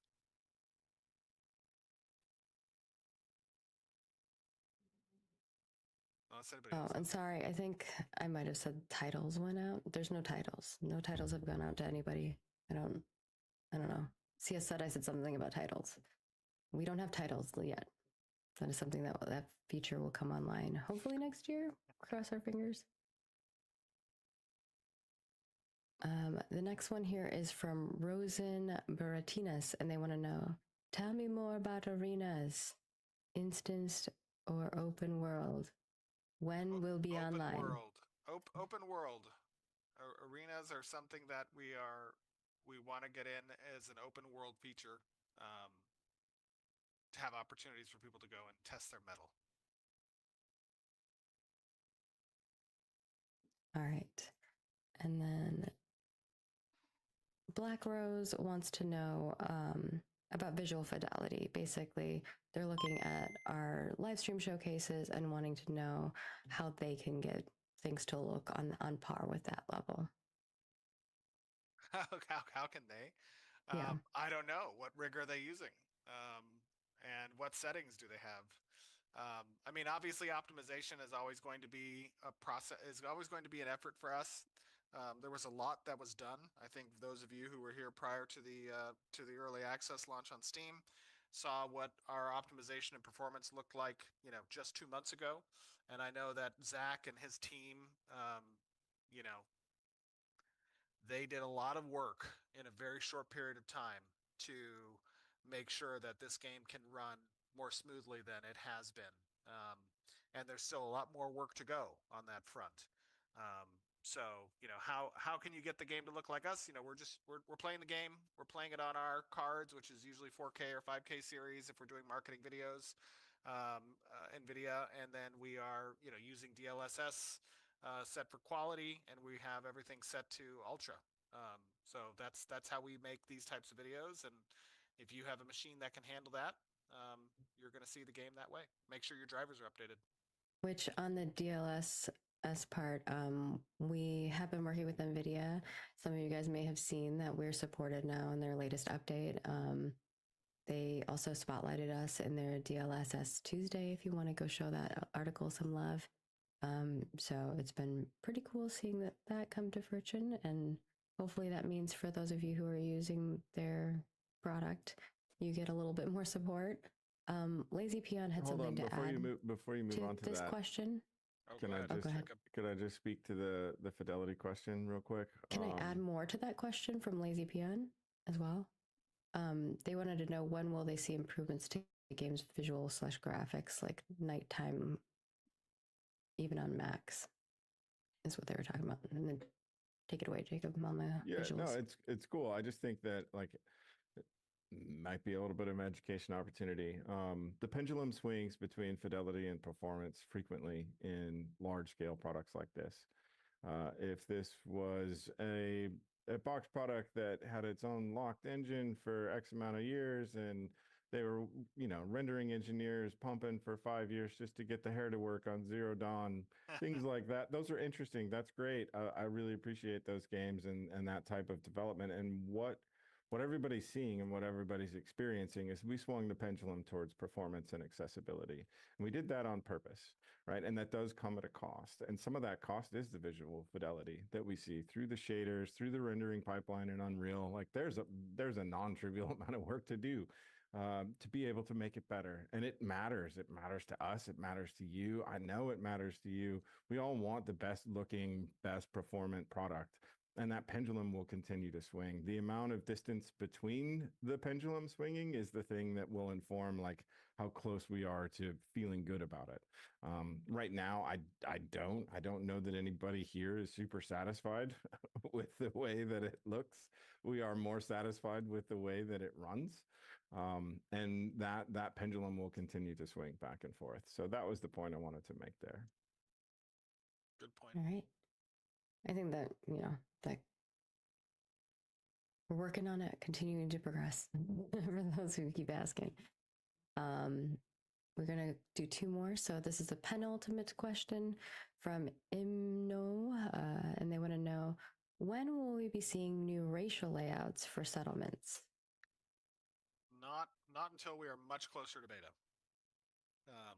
So that's something, that's something that's going to come later. It's not going to be likely in the first half of next year. And our final one is from Provoke Chaos. which is an interesting name. Has the Steam Alpha actually helped? Are you guys getting more feedback than you did previously, and better feedback? Oh, I think the proof is in the pudding, and I think we all can see it. I think that everybody who's been a part of this community, who's been in Discord or on Reddit or in the forums, they can see the infusion of fresh faces, of fresh pain, of fresh, people coming to join this product and be excited about, what the future holds and the systems that we're trying to create and the loops that we're trying to emphasize. I can tell you that I am a avid connoisseur of our community. I digest everything all the time, as most of us do on this team, and the difference is night and day between what we have seen, ahead of that Steam launch and what we're seeing after. Just interacting with people on Twitch. I was watching Arrow Lee and Showback play. Was watching SVan and Pirate and some smaller creators that came in and they're having a great time and I think I think that they understand the vision, that they see the vision, and a lot of the conjecture out there in the MMORPG subreddit or in the MMORPG community isn't always fond, of us due to the time that it's taking to create this game and the style that we're doing it in. But those of the people who come and they spend a little bit of time understanding what we're trying to create, I think get excited pretty easily. And that I think speaks to the appeal of the product that we're creating. And obviously the passion that goes behind creating it. So, it's been revitalizing for us as a team as well to jump in and play with an audience that's fresh. Not because we don't want to play with our audience that has been with us for the last year, but because it reminds us of some of the perspectives that perhaps we lost touch with over a year of being so close to, what we're making and pushing every day. You forget sometimes about a person who knows nothing and who hasn't scoured every morsel that the wiki has to offer about this game and the systems that we're trying to create, right? That gives a very unique inside of the box perspective. And now we get people who, off the side of the Steam road jumps in, is like, "Ooh, cool, what is this?" I'm like, "Oh shit, this feels old school. I have XP debt? That's crazy. Like I haven't experienced that since 2003." It's like, okay, cool. Let's talk about that. I think that's awesome, and I think obviously that is the objective of why we went to Steam, and I think we're seeing the fruits of that. All right, and with that, we are going to wrap up our Q&A and wrap up our update here. But I do want to end on a little bit of a note here. If everyone wouldn't mind sharing kind of one of the player interactions that you've had throughout the last couple of weeks, or it could be throughout all of Alpha 2 so far. I'll start by sharing that the other day I was killing some creatures and I saw this person struggling, so I gave him a couple heals so that he could survive, and I helped him kill the creature.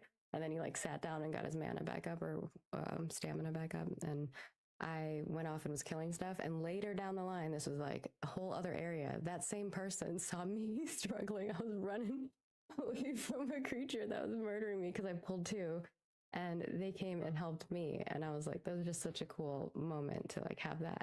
And then I tried to put them in a group, and they're like, I don't want to be in a group. I just saw you needed help, and earlier you healed me, and I just wanted to give back. And I thought that was really sweet. I had a similar experience, except I was on a GM client, and I was banning. I was poning the gold sellers, and I saw a person run by me, and they had a bear chasing them, and the bear stood up, and I was like, oh shit, this guy's gonna die. And I was on my cleric, but I was in no clip mode, so they couldn't see me, like I was invisible. And out of nowhere, I was just like, boom, little heals are coming out left and right. And this guy's probably sitting there thinking to himself, what the heck? He didn't say anything. He must have, I don't even know if he noticed it, but I saved his life, didn't say a word, and the guy just ran off, and I was like, okay, he had no idea what happened there, but he's living at least, and he didn't die to that bear. I like doing that from time to time, just sending out invisible heals to people that I see having problems. I was doing, Asmon was playing, and when he was fighting that rock monster, I was sending him a few heals as well. So he's like, and then he was just like, damn, I'm strong. I'm like, yeah, you're real strong. Real strong. I was not hacking. I was just normal healing. I just want to be. My favorite one was hanging out in the harbor, helping some folks through some of the caravan tutorial, and started talking about crates and just talking in like say chat so everybody can see it. And then a couple people stop by and keep adding more information. And we're just trying to educate a new player on like what the systems are and why mules are valuable and how crates work. And then everybody ends up chipping in, and this guy's got like 50 silver. He's a little short. Help him figure out how to run some crates. And then I log back in like the next day and I see the same guy just ripping his mule back and forth. I logged in the next day and like, this dude's got to be rich by now. He's got to be balling. But it was cool to be able to see like, and to see the community react just in real time around helping new people try and figure out what's going on and onboarding people into the game and helping them understand how to make money and the rest of it. So I thought that was really cool. Love it. That's cool. Hector, Bill, or Lankford, you got any good stories? I don't have any specific. It's just like has been said, the drive-by healing, the if you see somebody running, the ability to just kind of help them out on the way. The other thing that I really enjoy is like when you're carrying those crates across the world and you run into somebody else who's carrying a crate, and it feels like instant camaraderie. Let's walk together. Yeah. My favorite actually, Bill, is sometimes when I see a person, like I'll be in some of the POIs and stuff, and I'll see somebody tag a mob, and then the mob's too much for them to handle, but they really wanted to get the tag. And the other people, instead of helping them, will actually just let them die. And that feels terrible. I feel really bad about that. And then I'm watching, if it's a streamer or something, and I'm watching, I'm like, why isn't this guy helping me? Why aren't they helping me? I was like, because they want to take your shit. They want you to die. Oh, no. It was pretty funny. So I guess I have a small one. Me and my buddy we were camping Minotaurs up by Urson. And his son logged on, so he's like, I'll be right back. I'm just gonna go run down and kind of help get him oriented to where he's at, and I'll be right back. So I was just out in this area by myself, and he was on his way back to me when two guys like kind of cornered me and jumped me, and he was a priest, and they didn't know because there was just no way that they could know that he was in my party and coming back to me. So they got me really low, and all of a sudden my health just jumped back up. And then he comes in and we basically killed both of them and ran off giggling like, nice. we won the fight. But at the same time, they're like, what the heck, cheater? And then until they saw that the priest actually got there, and it was kind of a funny moment. Hector, you got any good ones? It's been a lot of fun experiences. I mean, I've been picking lots of flowers. And some cleric guys. We all know what he meant. Yeah, I was picking lots of flowers and daffodils next to Evans End, and someone was running a crate, and they were not going to survive. They probably had about a pack of wolves or something on them. I think it was the gobos right there next to some of the encampments, and they're going to die. And I'm like, I got to stop picking the flowers, and I got to go help. And I just helped them out, healed them, killed the stuff around them, and they survived, and they went on their merry way, and they said thank you and moved on and continued the journey. And that was awesome, being part of that experience, being part of their journey. It's always very fulfilling to see someone just continue on and carry that crate and go complete it. And I just carry on picking flowers. And as I see people continuing the game and just interacting, I have a lot of conversations about picking flowers and just say hi to people. And sometimes it's a long conversation, sometimes it's short. But those are very fulfilling moments. Give me where your I have bags, Hector. No, it's just the social interactions I have with people are very fulfilling. Give me your bags. I need bigger bags. Jacob has all my flowers and all my ore, so he has it.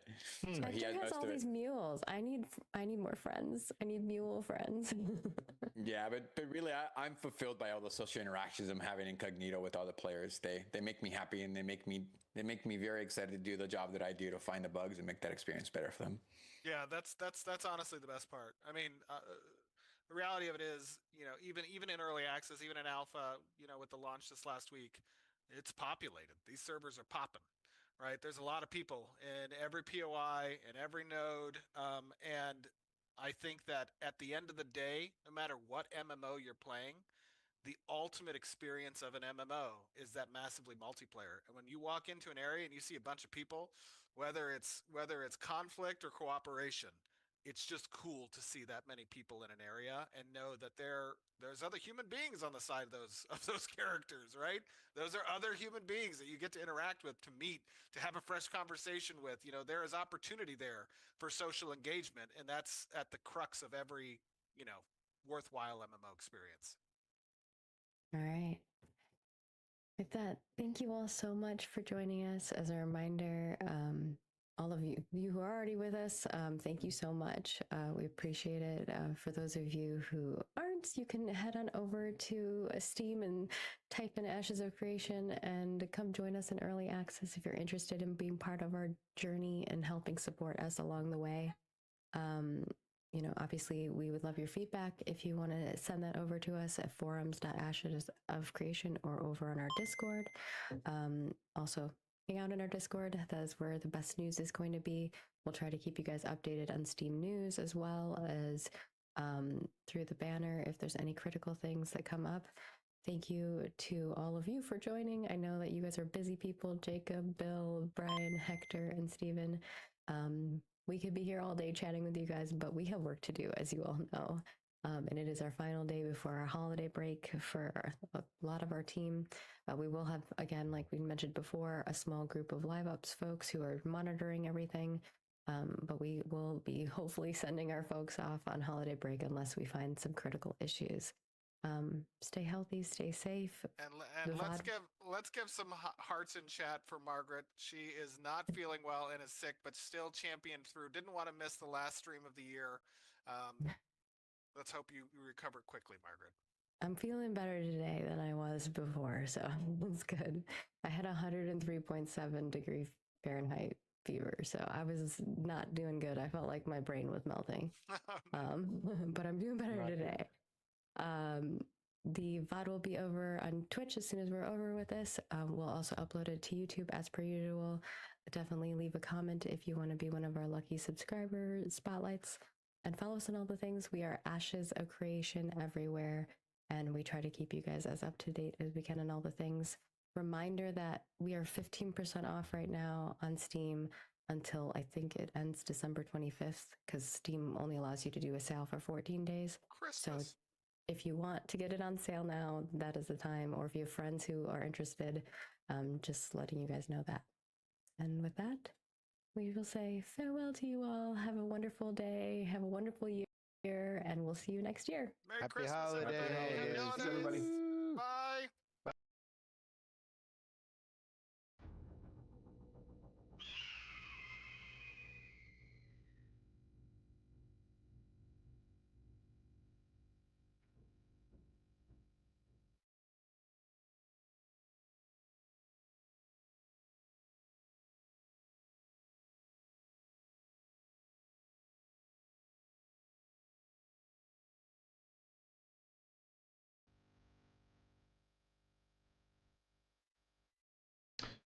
All right, everybody. As we do with just about every stream that we have on Ashes of Creation, when we hear these developers talk, I always give like my, comments at the end of what I thought.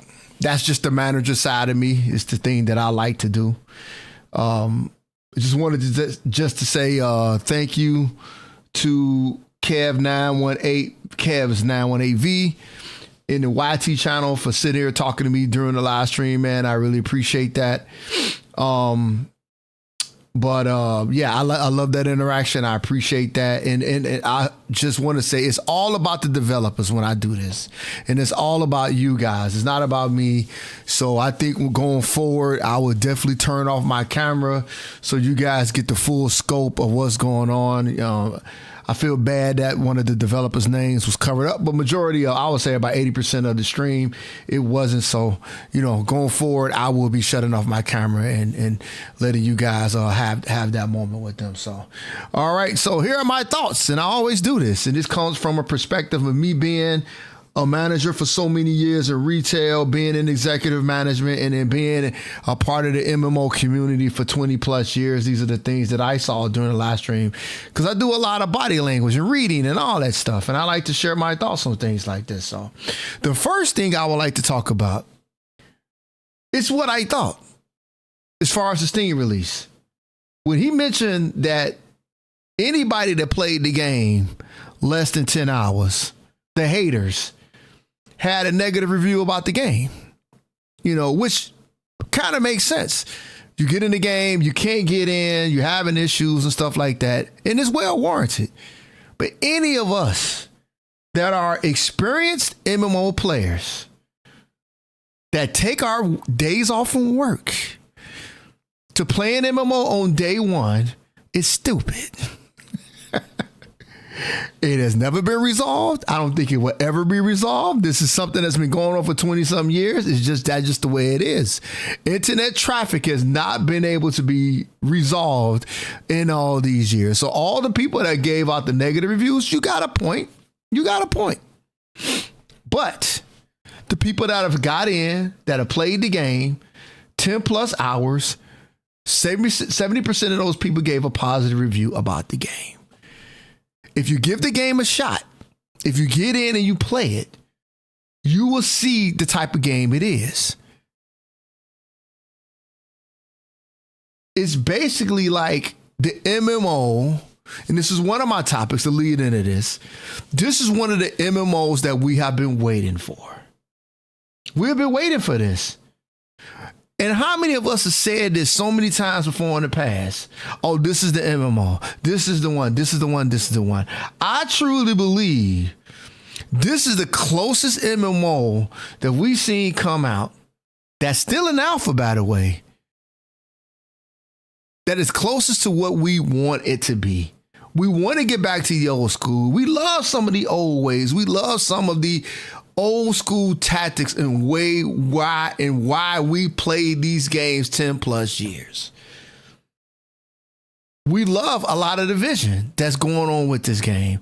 So I say developers, keep developing the way you are in this game. Give the game more than 10 freaking hours of gameplay. And if you are a true fan of MMOs, you will see the magic. It's here. It's there and it's everywhere. We just got to give us some time. So I totally trust the development team and what they're doing. But leading to my next statement that I would like to see, I hope the developers interact more during the live streams. Now, at the time, they wasn't interacting when I wrote this down as a statement that I wanted to address. They did, interact more after I thought that. But the reason why I said it at the time, because they the boots on the ground, man. These are the guys really handling all the different areas of the development of the game. And the more we hear from them, the more engaged that they are, and don't have Steven talk as much. It's just showing more engagement for them. Now, I admit, the time that I wrote that down, they wasn't saying much. And then they got a little bit better because they're being called out. Let's be honest, I've been in management for years and I'm on conference calls. And when you're not speaking, the leaders will call you out a little bit subtly. Like, okay, what do you got to say? What do you got to think about this? What do you think about that? And then you kind of force the hand. So you're sitting there thinking of something to say that will make sense. But I would love to see them interact more. Not saying they're doing a bad job. I'm not saying that. I just hope that they will interact more to bring more interaction to these live streams where we know all hearing from what Steven and Margaret believe in what they got to say. All right, next thing is, okay. If any of you guys know me, if you see my history in MMO, games and what I've been playing over the years, I am the poster child of the fanboy of NCSoft. MMOs. And because Steven said on this live that NCSoft is one of his favorite companies in MMOs he's played the most, this is another reason why this game resonates so well with me than any of the other MMOs that's been released. I've played every single NCSoft MMO in existence, thoroughly enjoyed about 90% of them. The only one I have not played, is because I become very picky with my time, is Throne and Liberty. That beta that they put out was horrendous. That combat was trash. So when the game released, I didn't give it a shot. Now I heard it's gotten better over time. There will be a point in time where I would try it out. Obviously, before Ashes of Creation comes out, I would try it out because I'm all about Ashes of Creation at this moment because it's the game of choice for me. But this is the reason why this game resonates so well with me. The game is bringing back the old school MMO aspect that we miss. And we need to acknowledge that. Some of us are saying it, but not a lot of us are. And the ones that are enjoying this game and love what they're seeing, it's because of that. This is what we miss. And I love the fact when they mentioned the part about XP debt, when the last time we seen XP debt? When the last time we see no teleportation, no Hearthstone and all this stuff? These are the little things that we miss in MMOs that they bringing back. Now, I know at some point they're going to put some type of teleportation system in. I know they will because the pressure is going to be too much for them not to do that. But hope it's very minimal, whatever they do. And hopefully they keep it the way it is right now. But there's something to say about a game where I changed yesterday, for instance, 3 different spots while my team was grinding. And it took me 30 minutes to get to each spot because I had to travel because it wasn't a fast travel system. There was something to that I miss. Now, I know it's not for everybody. I know that. And that's why they got to probably introduce some type of hybrid system because that might be a deal breaker for some people that they don't want to travel 25 to 30 minutes to get to their spot with a group they're at. But there's something to that. There's some magic to that. And I love that. I really do. You know, traveling to the next spot with one of your team members that you about to go grind with and having conversations along the way. Him getting killed and you surviving. You getting off your horse to revive them. Y'all stopping in another town on the way to, repair your gear, to sell your glint so you don't get, looted and stuff like that. The other day we wanted to grind in the area. We got there first. Another group came. This is a little story. And they came and they tried to push us out. All right. So we called up our PvP division of our, clan. And they came and they wrecked them. So we were able to grind freely with no type of interactions from that point on for the rest of the day. God damn, dude, I missed that. That's the way MMOs used to be made and used to be played. It's not like that anymore, man, with these newer MMOs, man. You don't get that anymore. So bring in some of the newer systems, but keep that old school stuff in there. Keep a nice mix of those things will make this game so funny. It's old school systems, but make it very unique to what's being made today. So I like that. I like that. The other thing that I got to say, you guys keep an eye on this. Look at the body language of the developers when Steven is speaking. It's positive, guys. It's positive. He's a good leader. No ifs, ands, or buts about it. Read the body language when he's speaking. They're not rolling their eyes. They're not leaning this, leaning that, doing it. They all sitting up close in their chairs to the screen, except for one of the developers. I think he was sleeping. I don't want to point that out, but I think he was sleeping. But you see that whatever language he's speaking, whatever, talk that he's given at that time, these guys believe in what he's doing. And they talking about passion and working hard and they tired and they happy and community and all that stuff.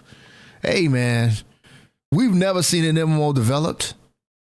And we've been this close to the developers and know their faces, know their goddamn voices, and know who they are. And they all had stories to say. They all had stories to tell about some experiences that they had in the game. Where else are you getting that? You're not getting that from any other MMO. All this FUD and all these people hating and all this nonsense, they don't understand what's being done. They don't get it. And I'm going to say this, and I say it all the time. The leadership in this game is strong. And I can tell and I see it.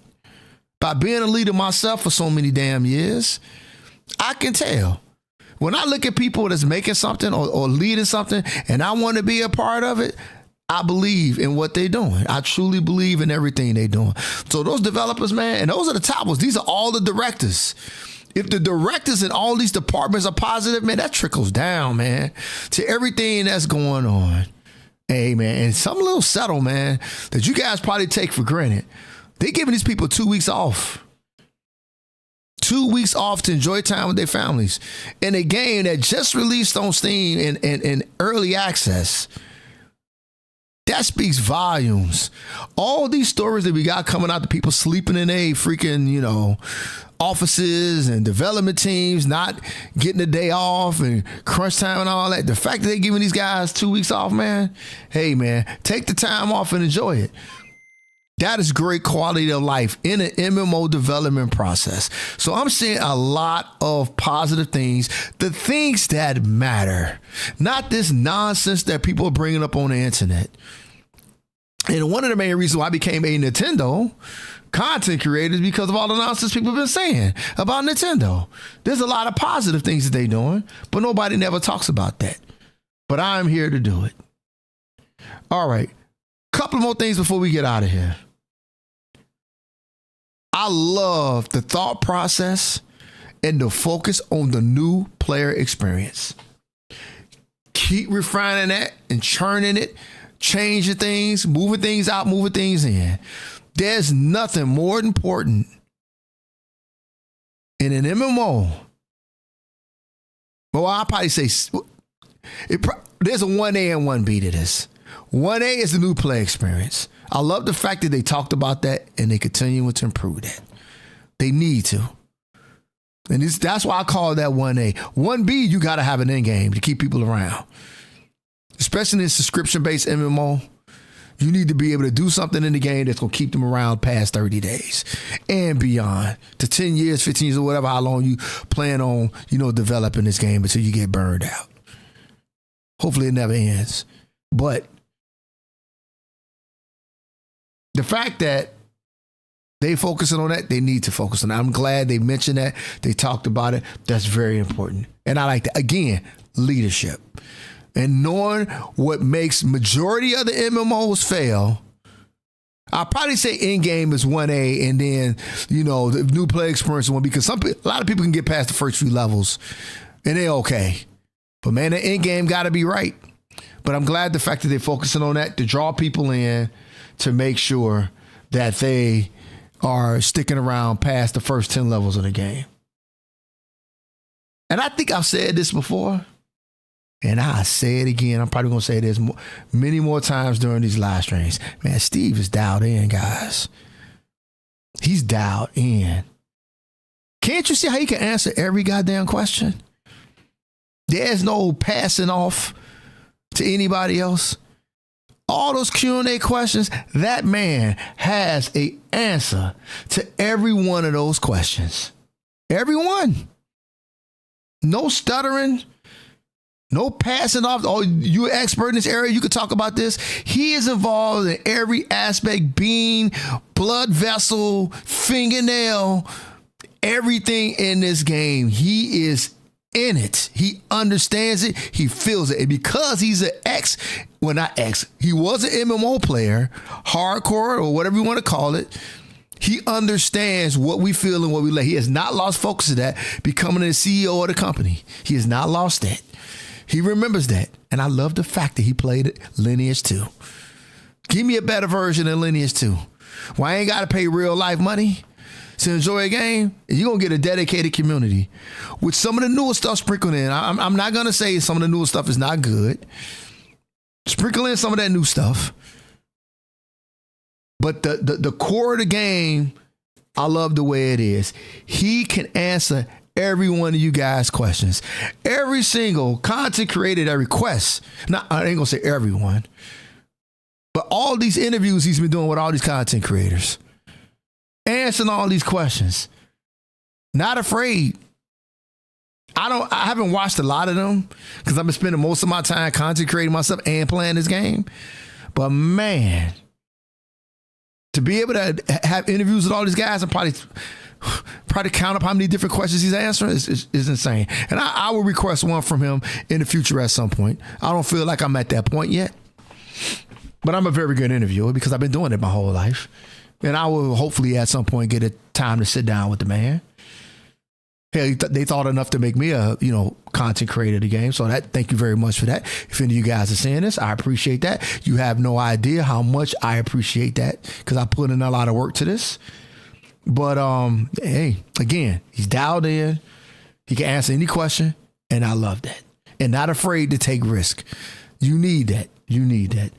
And they all talked about, my last thing, they all talked about their favorite moments during the beta and all this, stuff, which is great. And I have one of my own. I had a person and this feels good. I had a person that came in, say, I'm completely lost in this game. I have no idea what to do. I was able to pull up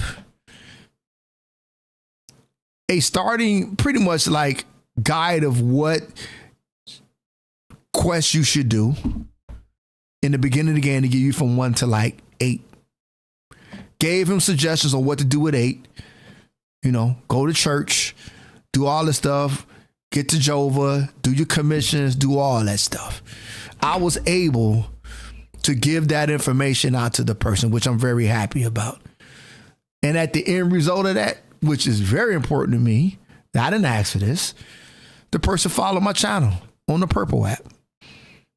So to me, that's like, man, I nailed it because the person was lost. I gave them some, suggestions and some direction, helped them out, went on my stream, showed them things. And I hope that person continues to play the game going forward. And I plan on doing that many more times, as many times as it takes for people to enjoy this game and see what it's all about. But that is my moment of 2025. One of my best moment that I've had, that I actually, affected somebody's, gameplay experience yesterday. And they follow me, they playing the game, and I love, hopefully at some point they come back on my stream and say they're level 25, they made it, they're doing this, they doing that, and then hopefully it becomes a long-lasting relationship. Because you know what? I've met plenty of friends, online internet friends, not my real friends. My inner circle is people I grew up with. Online internet friends through, MMOs and gaming. So those are all my thoughts. I love doing this at the end of every live stream that they do. I hope to be doing this, many more times. Hopefully you guys will like the video that I've been cooking up that I'm doing for Ashes of Creation. It should be done within the next few days. I'm putting some time. I think this is the best work I've done so far. As a matter of fact, I know it is. This is the best work I've done so far, and I hope all you guys enjoy it. It'll be live in a few days. Keep an eye on my channels. Hopefully the Intrepid team like the work that I put into this. This is an appreciation for them noticing me and my community and everything that we're trying to build over here. And, I'm doing some work with this. I'm putting some effort and some passion into my my latest video here. So, all right, that is all I have for today. I got to get ready for my, TikTok live stream where we sell tech, gadgets, and gaming products. It's going pretty well. If you want to check that out, follow me on that app, and we'll be live here in a few. I just got to set everything up. We're going to do that. And then today, we're going to play up some Nintendo games, baby. We're going to play up some Pokemon and some Kirby Air Raiders. And we got some things to do in those two games. I miss them. I can't wait to play them. Most likely gonna play them again on Saturday, but today I feel like it's right. There's some new things that dropped in for those new games. That's an event in Kirby that I want to get through. There is some things in Pokemon I want to continue to work through, some side quests so I can get to that new DLC that came out. So come back and enjoy those. Enjoy that stream. And then toward the end of the night, we're gonna try to get into some more Ashes where we continue to grind. Hopefully we can get another level tonight. Man, I'm loving this. I'm loving this. I'm loving this. But there you go. That is everything for the rest of the day. I appreciate you guys joining me during this live stream and continue to support this game and everything that they're doing. It's the right team, man. It's the right team and right time. And I know this is the one we've been waiting for. All right. See you soon. I will catch you guys in the next one. Take care. Have a fantastic day.